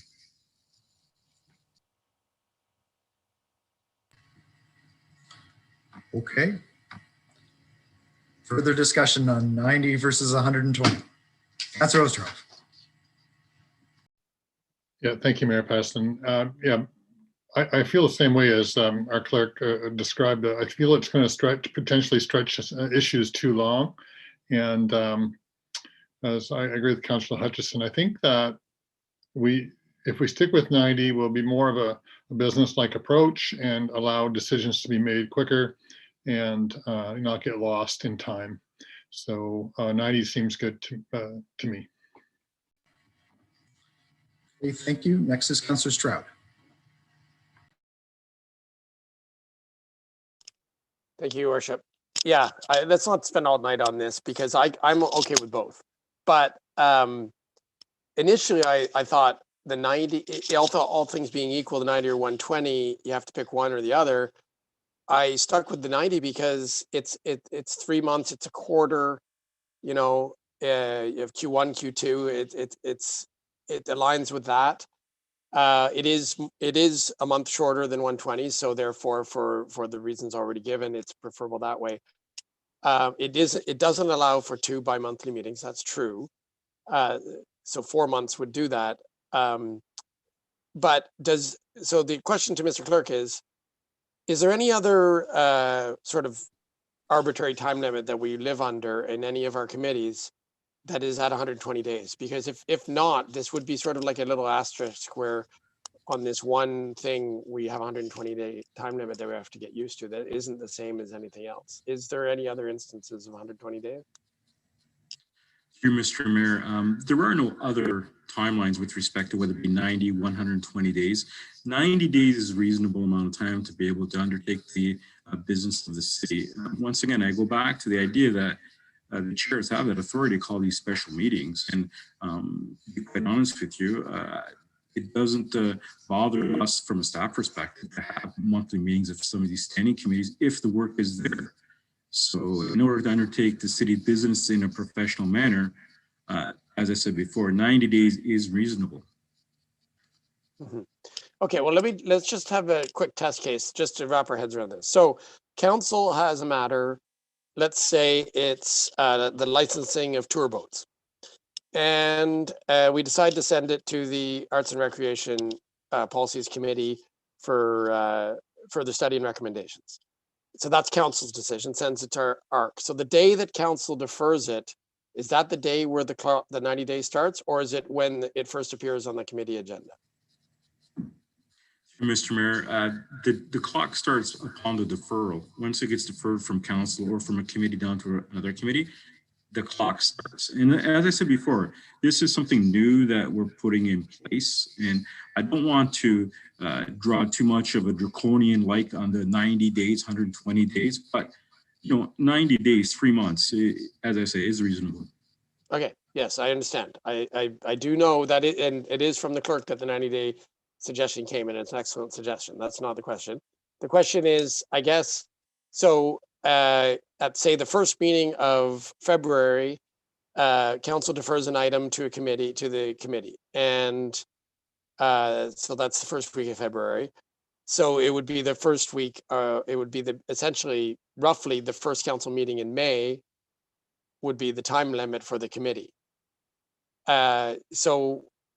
So I'm guessing from the clerks, there would be really the council timelines that would be in play. There's 2 council meetings a month except during the summer, but it's essentially 90 days is many council meetings because council meets twice a month. So I really think that is a lot of time. I don't see why we should rush it, but as Councillor Neal said, I think, or no, it was Councillor Hutchison, if 9 days is not sufficient, council has the option of, or the committee can recommend to council that they need another 90 days and then council can agree or not. So I actually think it's fine. But on the amendment for 120, I am going to support the amendment because I don't think it's a strong enough reason to restrict council. Just the fact that 90 days is adequate isn't really a very strong reason. 120 days is also adequate. It's 30 extra days. I don't think it's a reason to not support the amendment. So I will actually support the amendment. And if the amendment fails, I will support my own amendment. Thank you. Okay, thank you. Anybody else on the amendment to the amendment? Councillor Bowe. Thank you, Your Worship, and through you. I just wanted to clarify that within the 90 days and or the 120, if the committee was unable to meet for some reason, does it still trigger it to go back to council? I believe that's the case, but I just wanted to clarify that. So if for some... So the answer is yes, yeah. But then there can be a request for an additional 90 days. Right, so if the committee was unable to meet, then who would provide that request? That's what I'm trying to clarify. It would just be from the chair of the committee, I guess. Sure. I mean, any member of the committee who's a member of council would be able to then move a motion to defer back to the committee. Okay, so we'd be deferring it to committee. The committee doesn't meet, then it would come back to council, and then we would defer it again. Yeah, so the only thing I'm going to say here is that this is actually straying from the debate on the amendment, because that's only 120 days. Right, okay, fair enough. So we can come back to this question. So once we get back to it. Okay, anybody else just on 90 versus 120 days? Because that's where our debate is right now. Councillor Doherty. So I was trying to imagine if there's a policy from the Housing and Homelessness Committee that meets quarterly and it needs to go to ARC, which meets bi-weekly, I could imagine that there would be some challenges there. So we have all sorts of timelines. If a decision has to be sent to council, that's fine, because we meet every 2 weeks except for in the summer. But it's the other committees that I think can pose a problem. So I really think 120 is Of course, we want everything to go faster, and this is just the odd time, but I think 120 gives more flexibility in situations like that. Okay, thank you. So I'm not seeing anybody else, so we're going to call the question on the amendment to the amendment. So to be clear, the amendment to the amendment is to change 90 days to 120 days. All those in favor? Can you just keep your hands up? Opposed? Okay, and that loses 6-6 on a tie. So now we're back to the motion to amend, which is now to include the language that committee deferrals have to come back to council after 90 days. Is there anybody else that wishes to speak? Councillor Boehm, if you want to further discussion or questions, this would be a good time to do that. Yeah, I just to kind of follow up the previous thought under the amendment that we started there is I just wanted to understand the process a little bit more. So if the clerk or somebody could clarify, I'm just trying to envision we defer it down, something happens, the committee is unable to meet or actually have a meeting. Is there a caveat in there where the committee must meet to discuss this within that 90 days, or it's automatically extended, or is it just it automatically flips back to council, which is how I envision it, so that nothing gets stuck? But then how does it just get deferred again by any member of council or committee at council?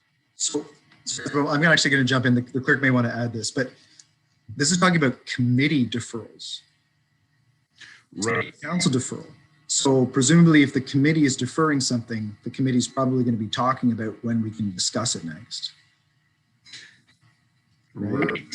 Oh, okay. See, I was under the impression that if council defers it down to committee has 90 days to deal with it before it automatically flips back up to council. Okay. Can we just put the motion back up on screen just so everyone understands this point?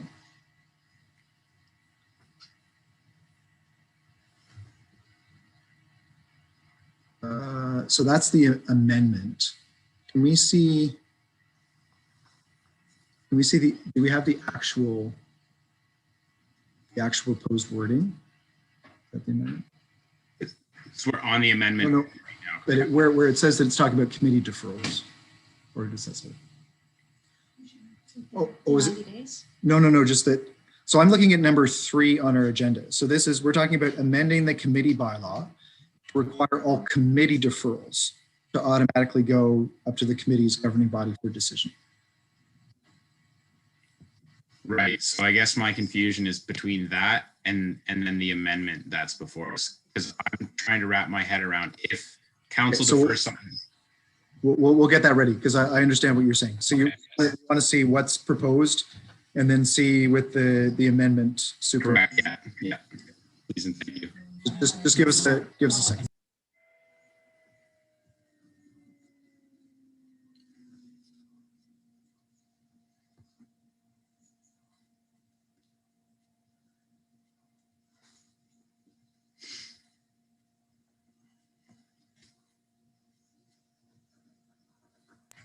It's just going to take a couple of minutes for the deputy clerk to put it up on the screen.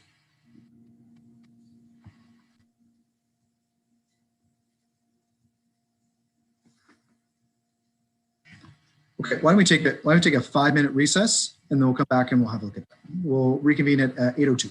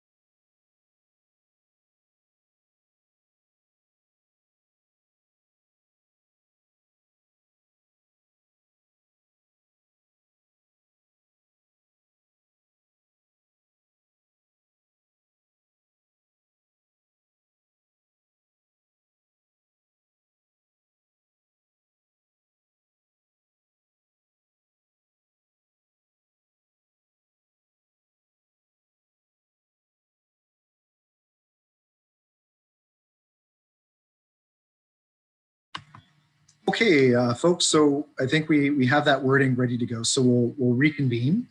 And so Councilor, I'm just going to ask the clerks just to put that up so you can see.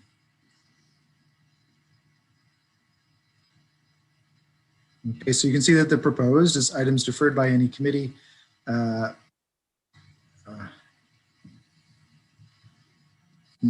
Items deferred by any committee must be reported to council or to the public committee to which the reports as determined by the bylaw to allow council the opportunity to discuss and make a decision. And there you have the amendment. Is that clear? Yeah, that clarifies everything. I just needed to kind of see right beside you. Thank you. Okay, any other discussion and on the motion to amend? Okay, so with that, then we will call the vote on the motion to amend. Again, that's to add in the 90-day timer. Okay, all those in favor? Opposed? And that's carried. Okay, so if there's nothing else under number 3, we'll move to item 4, the posting of communications from members of council on the public agenda.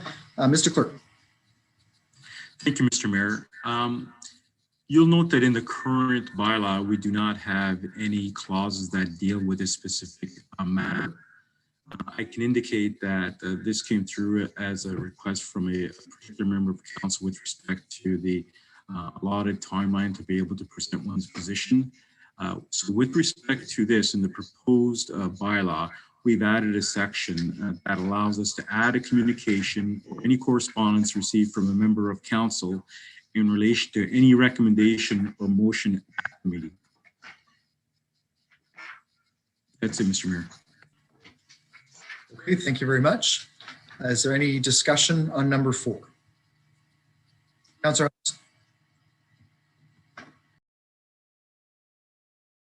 Thank you, Mr. Mayor.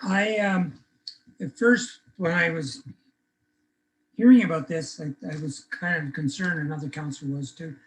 But when going back and read it carefully, I want to clarify what I think it means, which appears that the clerk will add to the communication part or section of the agenda correspondence that a member of council has received that they want to add to that communication section of the agenda. Is that what's going to happen here? In other words, if we don't submit it, it won't end up in communications, or it might be just added, noted in the minutes or the following minutes. Okay, Mr. Clerk. Mr. Clerk. Yes, thank you for that question. Thank you, Mr. Mayor. This is primarily to address having members of council forward communications on their behalf to council. So if a member of council has something that they want to share with council, it would be included. This doesn't preclude a member of council submitting a correspondence piece from a member of the public that they would like to be added to the communication section of the agenda. Thank you. Thank you. I'm fine with it. It seems okay to me. Great. Thank you. There was one of the, Councillor Chappelle, did you have your hand up? Yeah, go ahead. Yes, just Mr. Mayor, just in the spirit of transparency, which councillor brought this motion forward to the clerk? Councillor McLaren.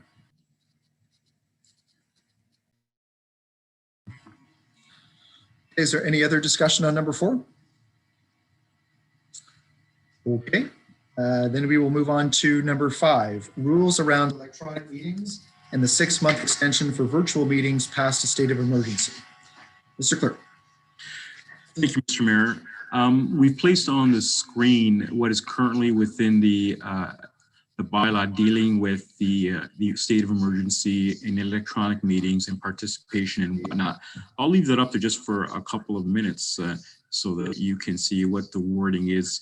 This is where that was approved by council at the beginning of the pandemic.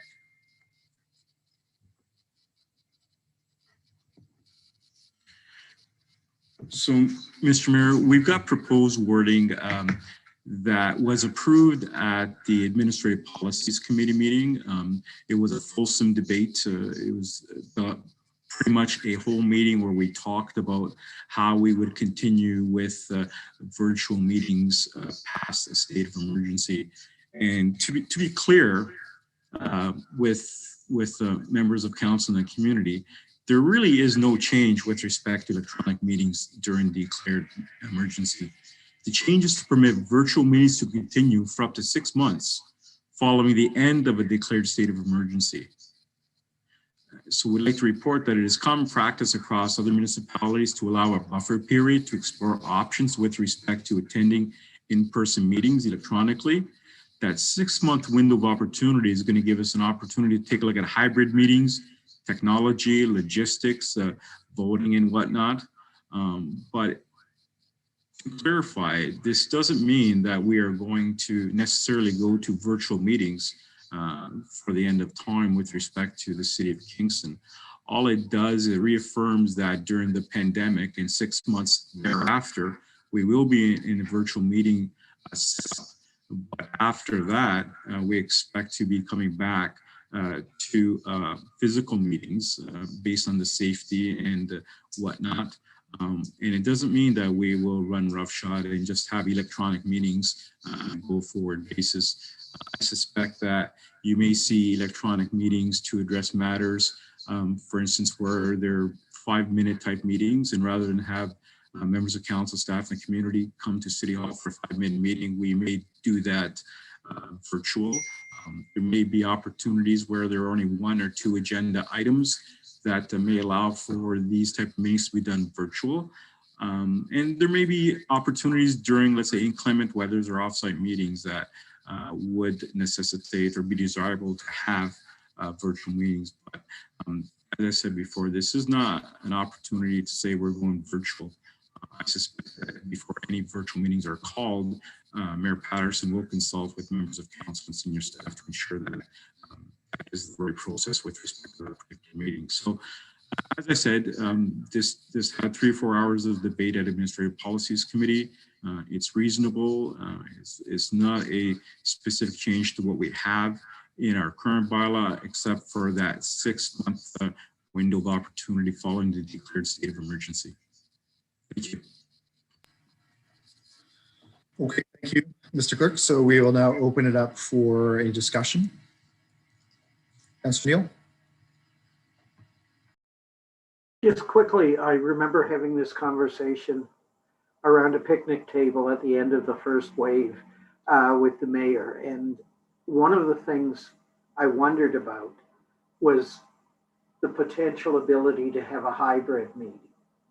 Say I've been contact traced and I'm told I need to isolate for a period of time, but we've decided to go back to, and quite frankly, I prefer to be around the horseshoe, but would I have an opportunity to still participate, even though I can't physically be there?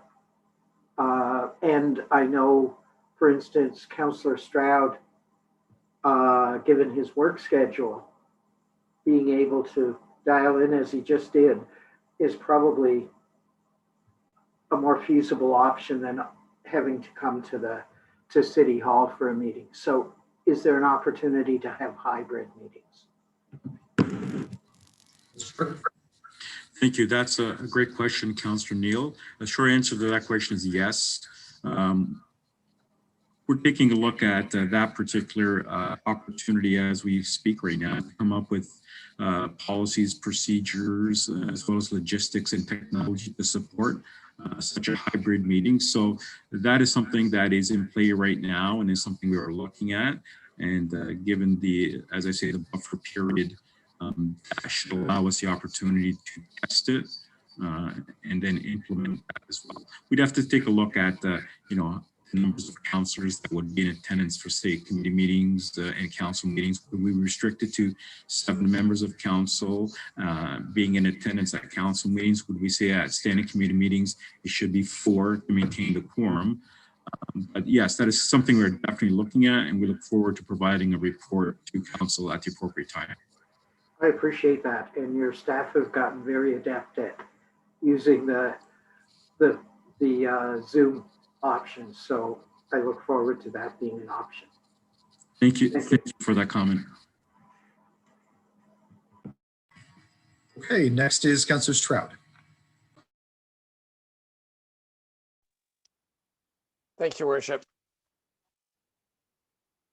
So there's no question that with the pandemic, we were forced into trying virtual meetings, and there's no question that it makes logical sense to wonder if there's any improvements to be made following that experience. But it's my understanding from the proposed guidelines that the changes to allow electronic participation don't apply to council members. Is that correct, Mr. Clerk?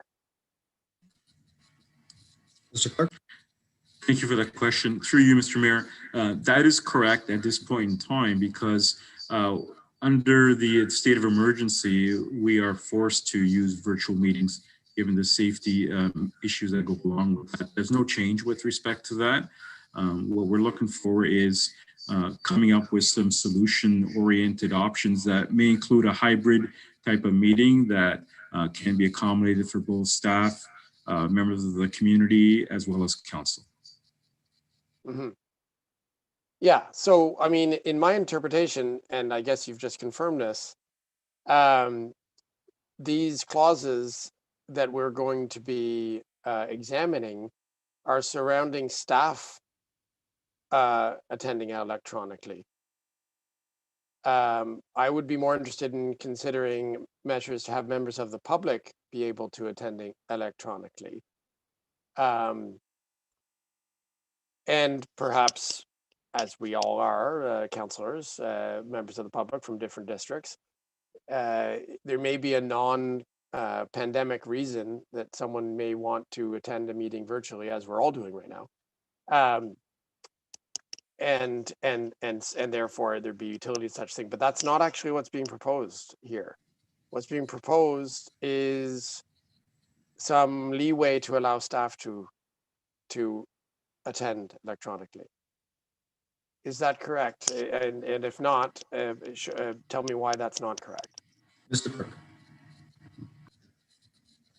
Thank you, Mr. Mayor. Just to clarify that question, as part of the revised amendments going forward with the new procedural bylaw, we definitely will allow members of the community to continue to represent their position virtually. And we've also extended that option also to members of staff. And we will be coming back with a more fulsome report that will tie all three areas together, community, council, and staff, so that's clear exactly how we're moving forward. So members of the community will be afforded that opportunity to continue to participate virtually at physical meetings. Right, but not members of council.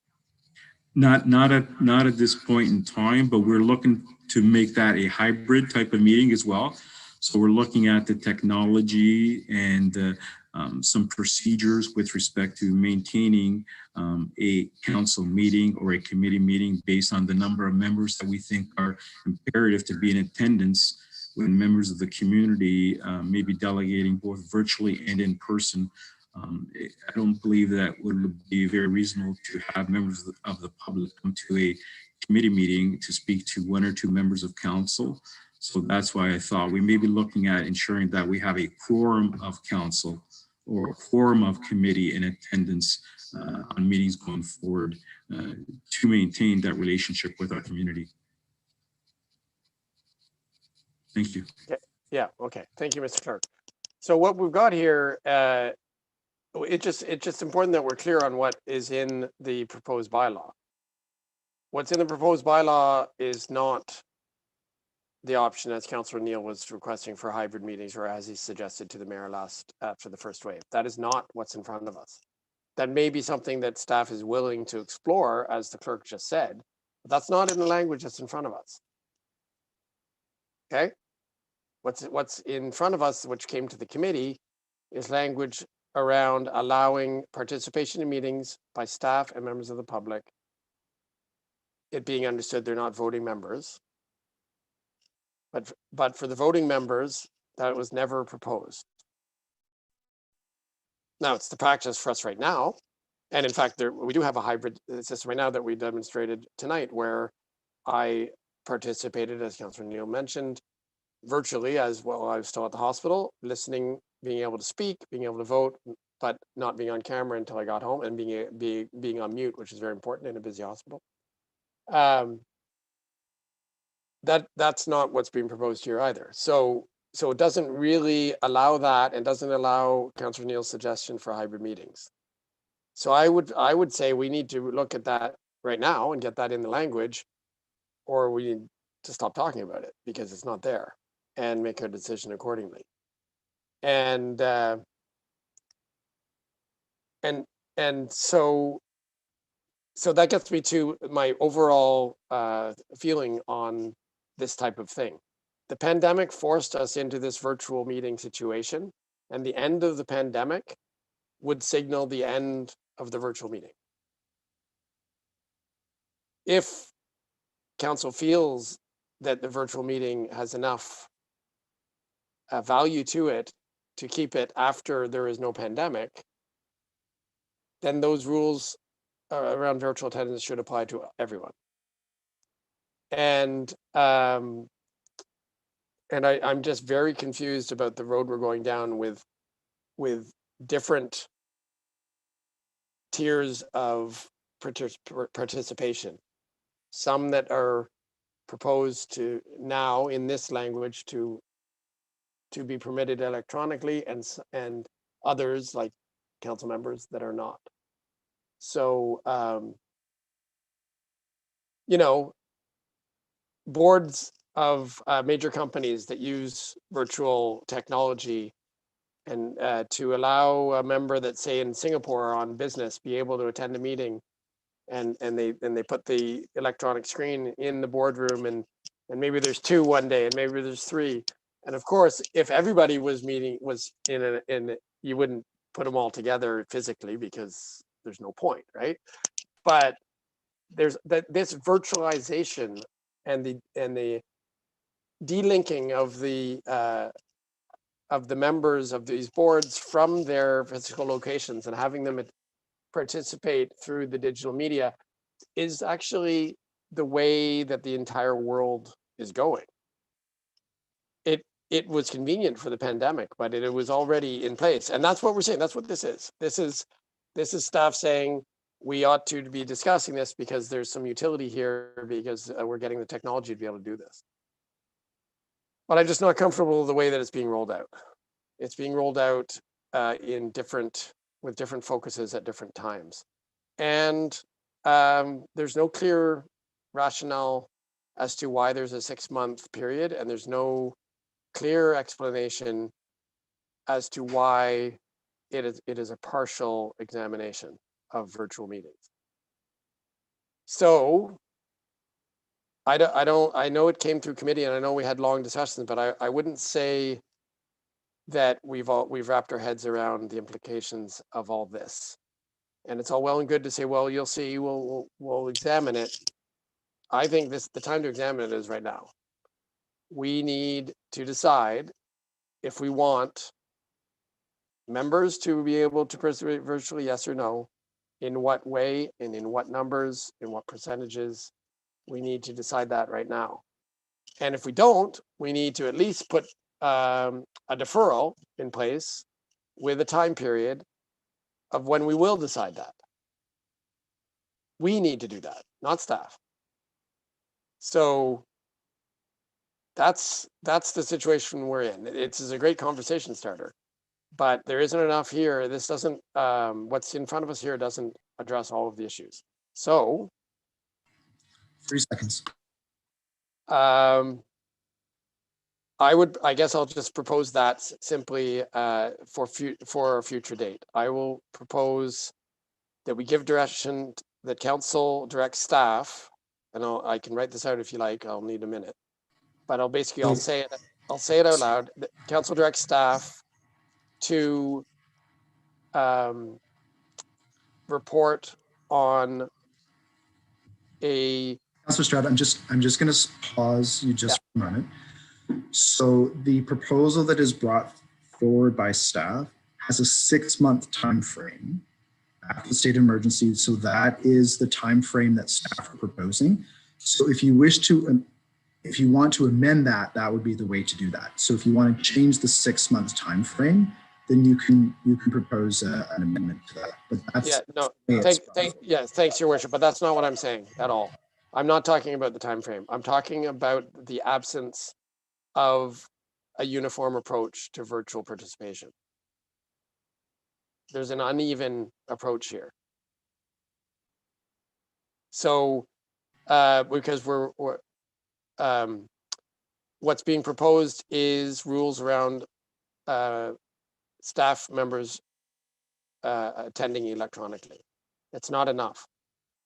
So we need at least to decide on whether or not and when we would have committee members and or council members attend electronically and under what circumstances.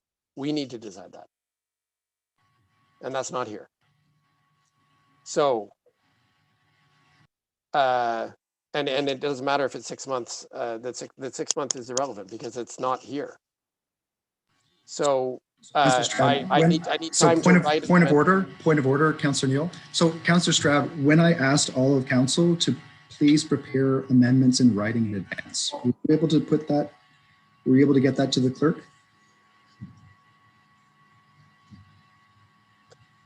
I'm asking for time to put that together right now because from the clerk's responses, it's clear to me that this is what's missing. Okay, that's fine. Councillor Neal, point of order. Yeah, I was just going to say, because I heard discussion of deferral, this would be an amendment to the motion Yes. rather than a deferral. And I would support an amendment in all likelihood that would include council within that 6-month framework. Okay, so that's a point of order. You can't start debating it here, but Thank you. Okay, so Councillor Stroud has requested a recess to put a motion to amend in writing. Councillor Stroud, 10 minutes. Is that reasonable? Okay. Okay, so we will reconvene at 8:35.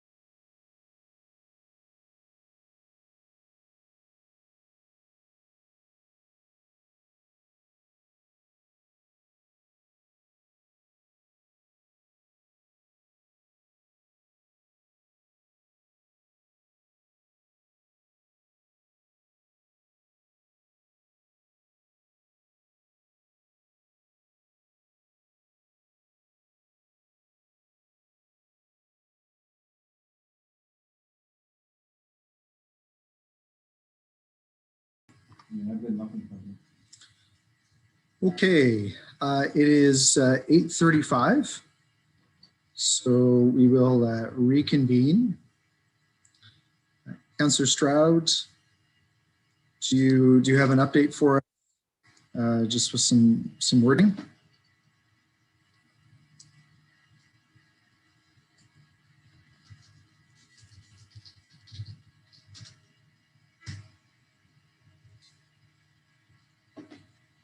Yes, I finished the wording. I'm just proofreading it to make sure. Staff may want to look at this, but would you rather it just be posted now? It's mostly just us and staff that are here, right? Should I send it to staff and just have them post it, or would you like staff to review it before it's posted? Yeah, so if you can send it to the clerks, they'll review it and then we'll put it up on the screen. Okay, let me see if I can do that quickly here.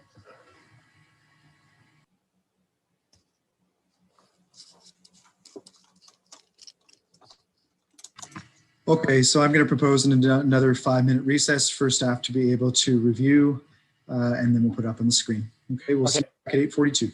Thank you.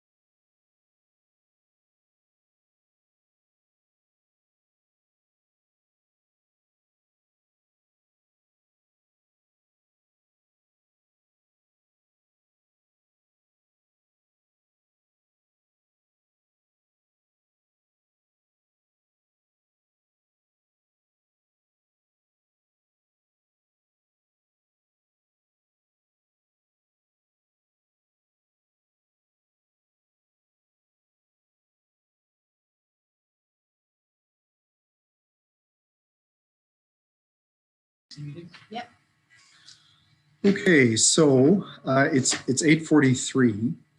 So we will reconvene.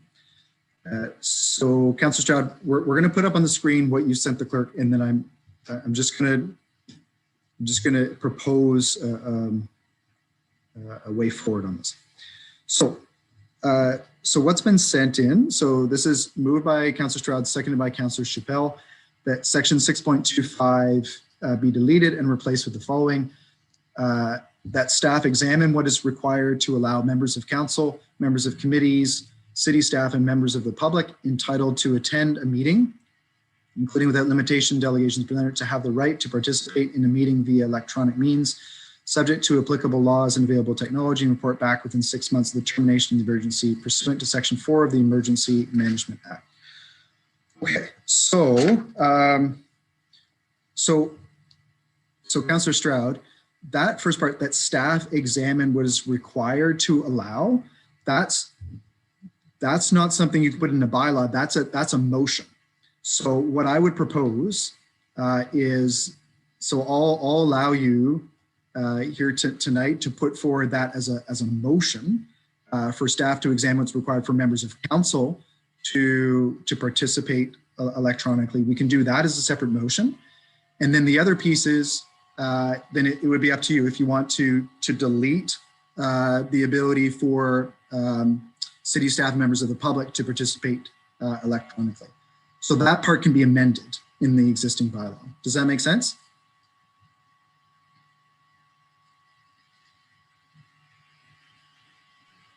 Hello? Councillor Stroud? Yeah. Yeah, so I'm looking at the original 6.25. So the purpose, can you hear me? Yeah. So I don't know whether this, Chief said, and I think you're correct, that the giving staff direction is not what you put in the bylaw. That's for a motion to get staff to come back that will eventually make it into a future bylaw or a future bylaw amendment. That's right.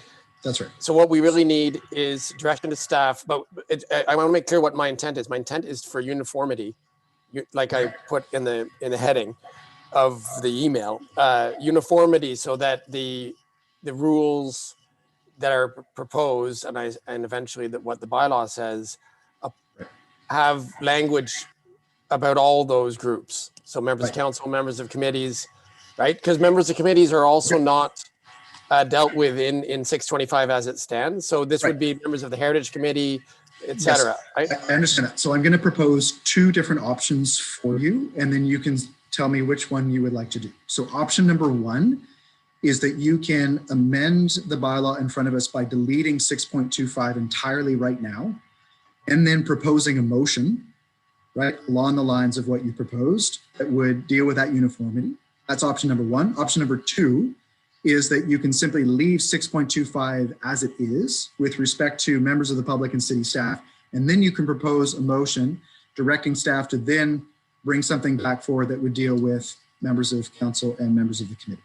So I need to know what action you wanted to take first with respect to the bylaw, the draft bylaw that's in front of us. Yeah. So let's think out loud together as a council. So the problem with the suggestions is that you've got the intent of the motion, which is what it will end up being, is to try to achieve uniformity, right? That not separating members of council and members of the committee and ignoring them and giving special status to staff and members of the public in isolation, but having staff make a recommendation that deals with everybody. It doesn't have to be the same rules for everybody, because you may need voting members in greater numbers in person than you may need other attendees. Just as we have right now on our Zoom screens, we've got the 13 of us on screen, on video, and then participants, not necessarily on video, right? But you toggle over and you can see who's watching, and staff members that are watching that are permitted to speak when called upon. But there is a separation and there is different roles, right? So that is a holistic question that kind of needs to be dealt with together.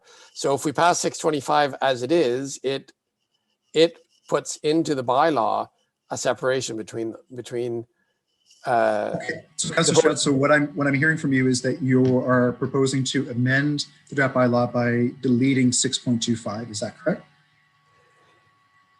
we either have to delete it or defer it, but we can't defer a section of the bylaw.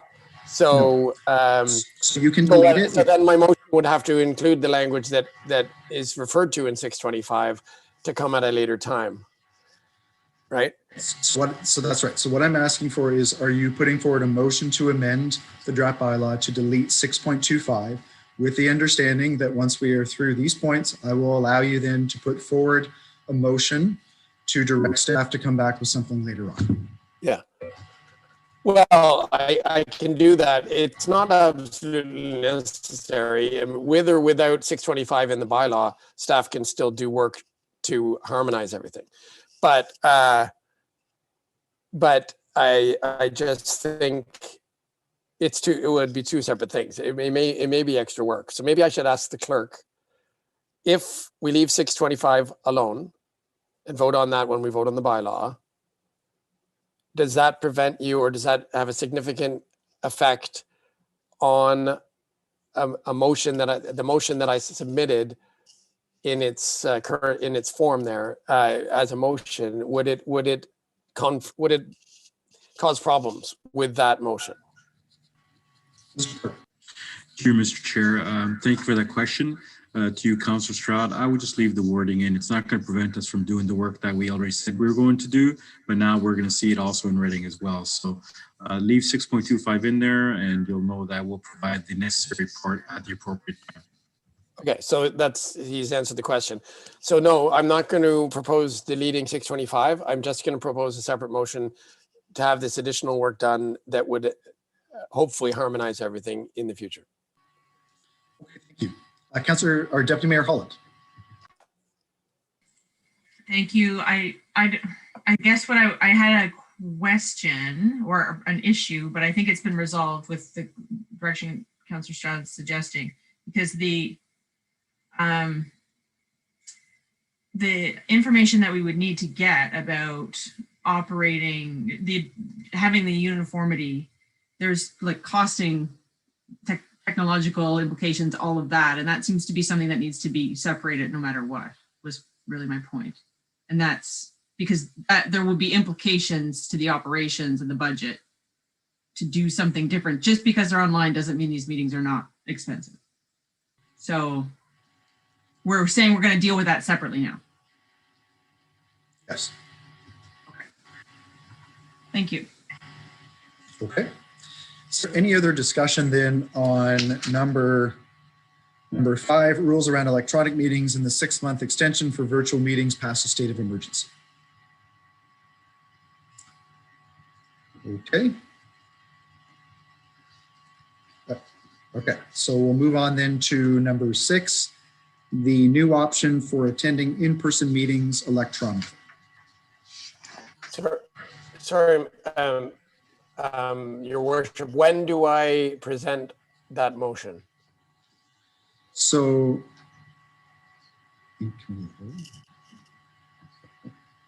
yes, so what we'll do, just hold on one second.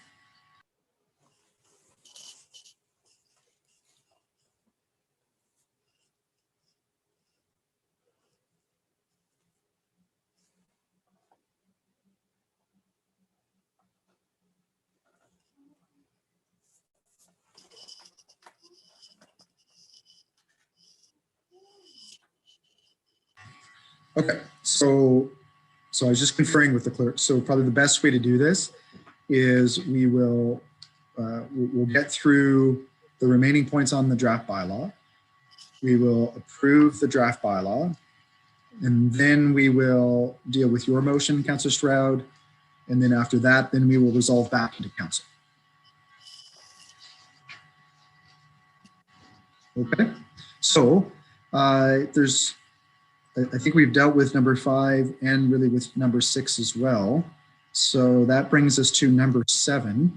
Any other aspect of the draft bylaw as determined by a member of council that has not already been examined? So this is an opportunity for anybody else. Are there any other amendments that people wish to propose to the draft bylaw? Okay. Councillor Hutchison.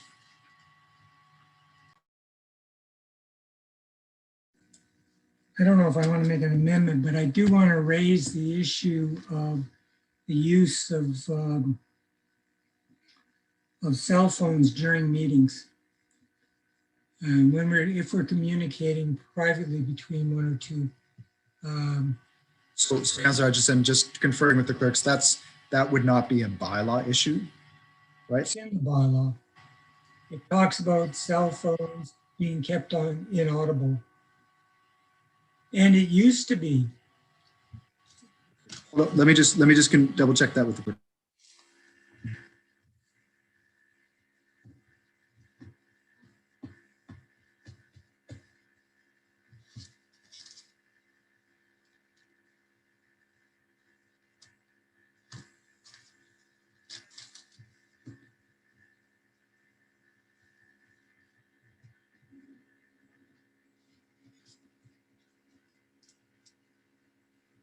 How do we know they're not instant messaging on So, so Councillor Hutchison, so I've just conferred with the clerks, and so yes, it is in order if you do want to discuss it or if you do want to make an amendment along those lines. I just want to point out that perhaps we should look at this because it doesn't look good, okay? And because we're a public body making public decisions and we're accountable to the public, and it's not just the substance, but it's the appearance that matters. And it has been pointed out to us by in some email that people don't, I mean, it may be entirely innocuous from the point of view of the people using it, but the fact is that members of the public don't know what we're doing. And it's caused problems, and it may not be innocuous. I mean, let's face it, I don't know. But I've been sent texts in the middle of meetings and I've even responded to them, but I'm not sure that that isn't out of order. At least doesn't create the right impression on the public. Because as I said, we're a public body making public debate, making public decisions. And so I think it's maybe something we should look at. And I know I raised this like a number of years ago, and then the use of cell phones is so ubiquitous, it just sort of went by the wayside, I guess. And I think it's something we need to look at. Okay, thank you. Mary, will you take the chair? I take the chair and recognize you. Thank you. I think my comment on that is that I'm on my computer right now, and I'm sure that probably most of council are also in front of their computers. So obviously it would be difficult if we're going to ban cell phones. We probably would need to ban laptops as well. And we'd have to go back to paper and sitting around the council table. And I'm just not convinced that that's the direction to go in the 21st century either. I think that we are very public, and certainly I know that if I want to convince members of council to vote for a particular issue or to move in a certain direction, I will just say it publicly, because that's how I would convince councillors to try to sway them to my side, so to speak. So I think that the framework that we have is very transparent.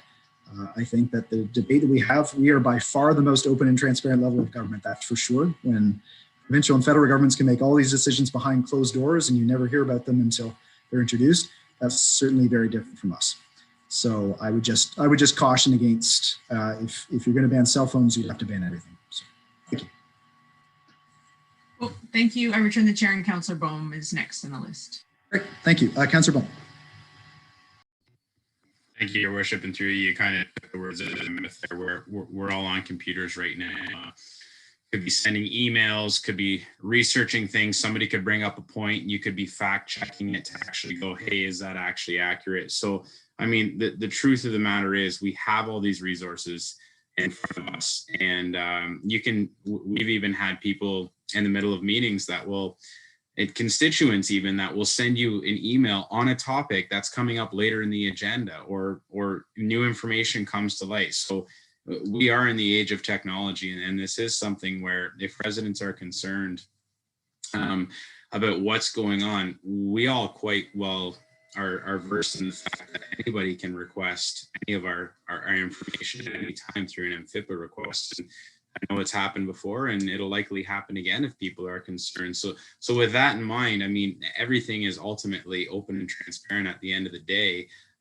I've had numerous instances where I've gotten emails from constituents during a council meeting, and it just pops up, and it actually caused me to think about a question and ask on their behalf that I would not have done had I have not gotten that email during that meeting. So I actually find it as a way for constituents to actually be able to be a part of the meeting and engage on a whole new level. So to take that away from them and only have spoken word, I have a feeling you're going to have people kind of disengaging because they're not going to feel like they can actually access you when it matters on certain minimums. So I agree with the mayor on this one. I think for us to revert back, we literally have to ban all electronics and just go back to only spoken words. So I do understand where the concern is coming from, but with the freedom of information requests and acts that are out there, everything that we send and transmit and basically type it is all available at the request of anybody who wants to make that request. So thank you for that.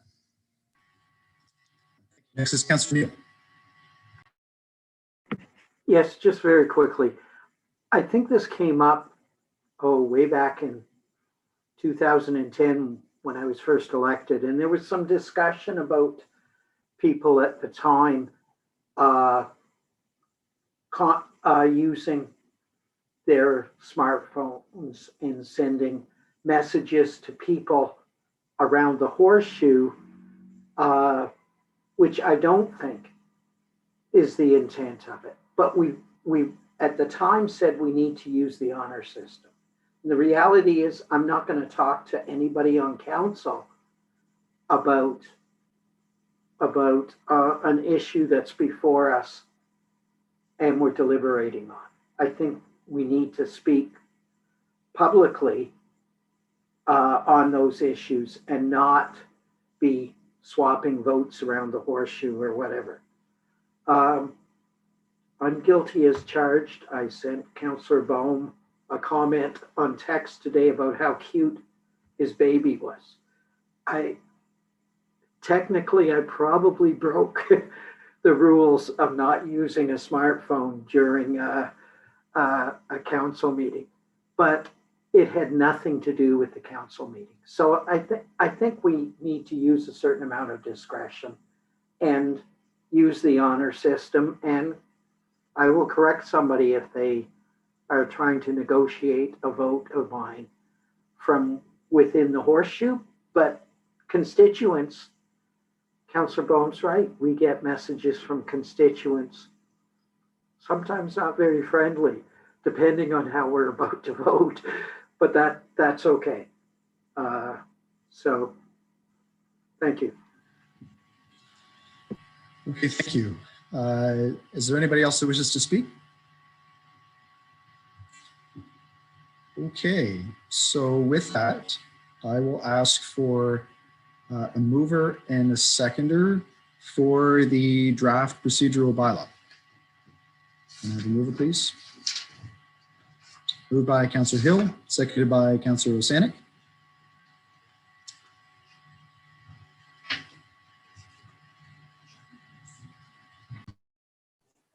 Point of order, Your Worship. Point of order? Just, I think you need to say the draft procedural bylaw as amended. I was walking home, but did we not amend with my first amendment? We're actually just working on that, so just give me 1 second.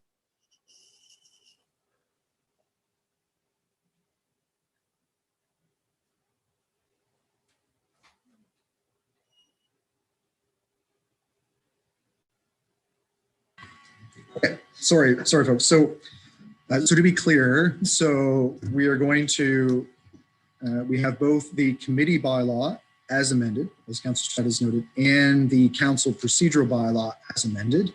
we will approve both of them together. Is everyone comfortable with the amendments that we've made tonight?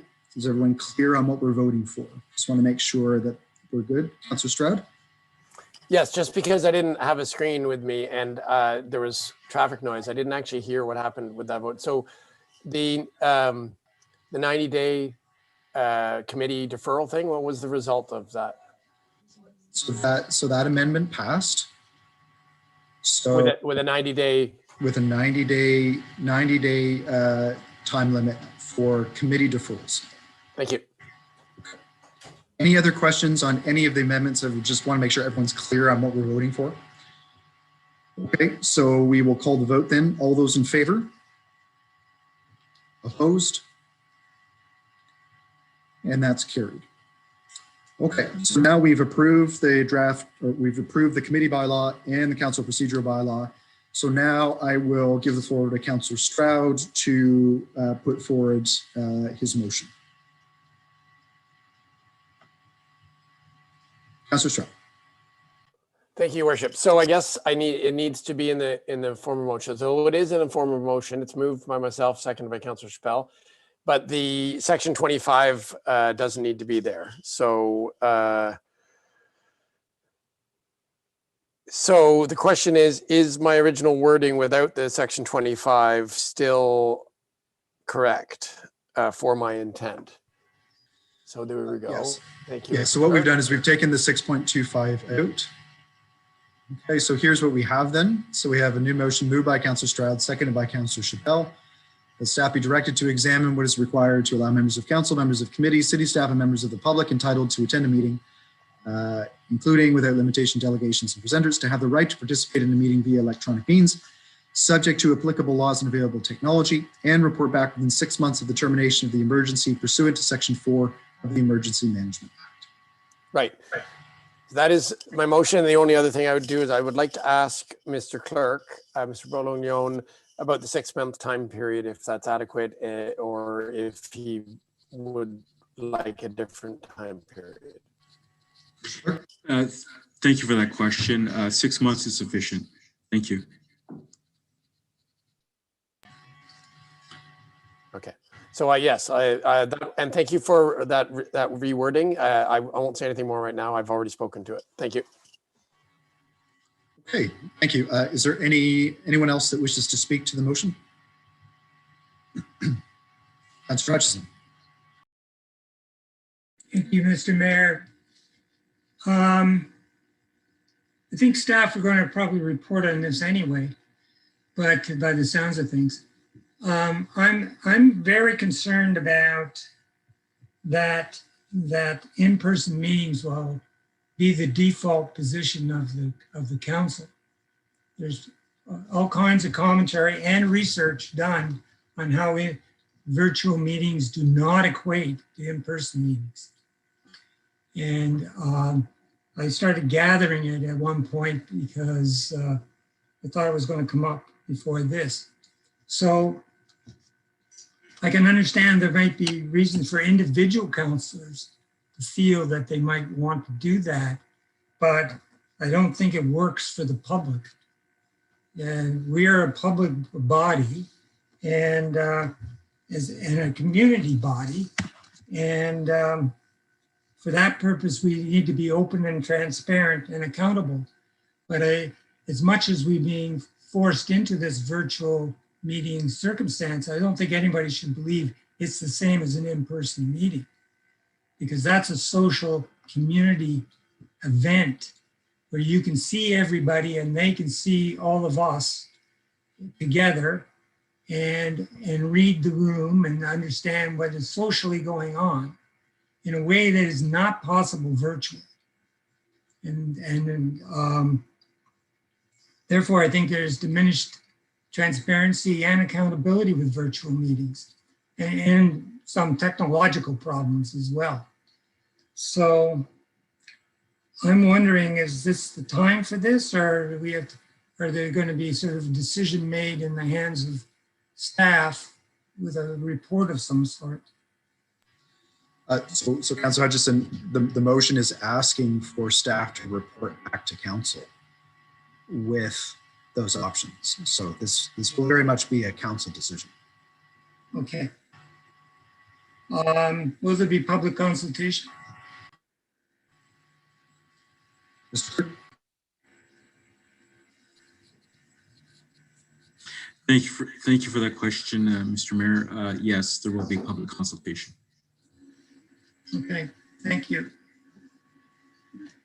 Okay, is there anybody else that wishes to speak to the motion? Okay, we will call the vote. All those in favor? Opposed? And that's carried. Okay, so now I'm going to ask for a motion to resolve out of committee of the whole, or to rise from committee of the whole. Can I have a mover and a seconder, please?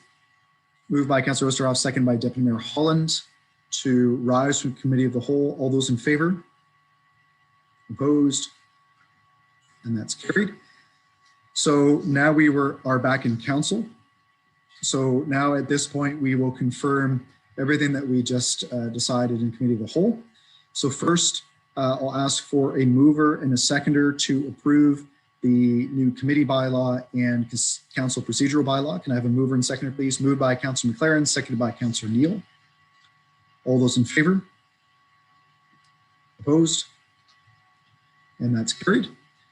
And now we have the new motion from Councillor Stroud as well. So again, if we say moved by Councillor Stroud, seconded by, again, Councillor Chappelle, to direct staff to report back on options for participation in electronic meetings. We'll call the vote then. All those in favor? Opposed? And that's carried. Okay, we have no communications. Is there any other business? Mr. Clerk will ask for bylaws, please.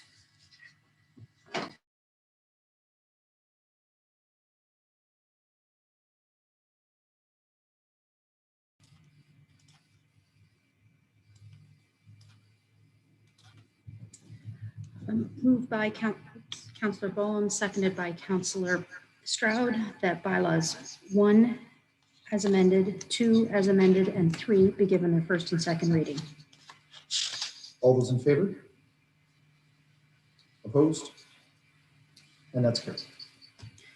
Moved by Councillor Bowen, seconded by Councillor Stroud, that bylaw 1 as amended, 2 as amended, and 3 be given its third reading. Oh, sorry. Please don't vote yet. I missed a step here. Moved by Councillor Bowen, seconded by Councillor Stroud, that clause 11.36 of bylaw number 2010-1 as amended be suspended for the purpose of giving bylaws 1 as amended and 2 as amended 3 readings. All those in favor? Opposed? And that's carried. And now moved by Councillor Bowen, seconded by Councillor Stroud, that bylaw 1 as amended, bylaw 2 as amended, and bylaw 3 be given their third reading. All those in favor? Opposed? And that's carried. Motion to adjourn, please. Moved by Councillor McLaren, seconded by Councillor Bowen. All those in favor? Opposed? We are adjourned. Thanks very much, everybody. Have a good evening.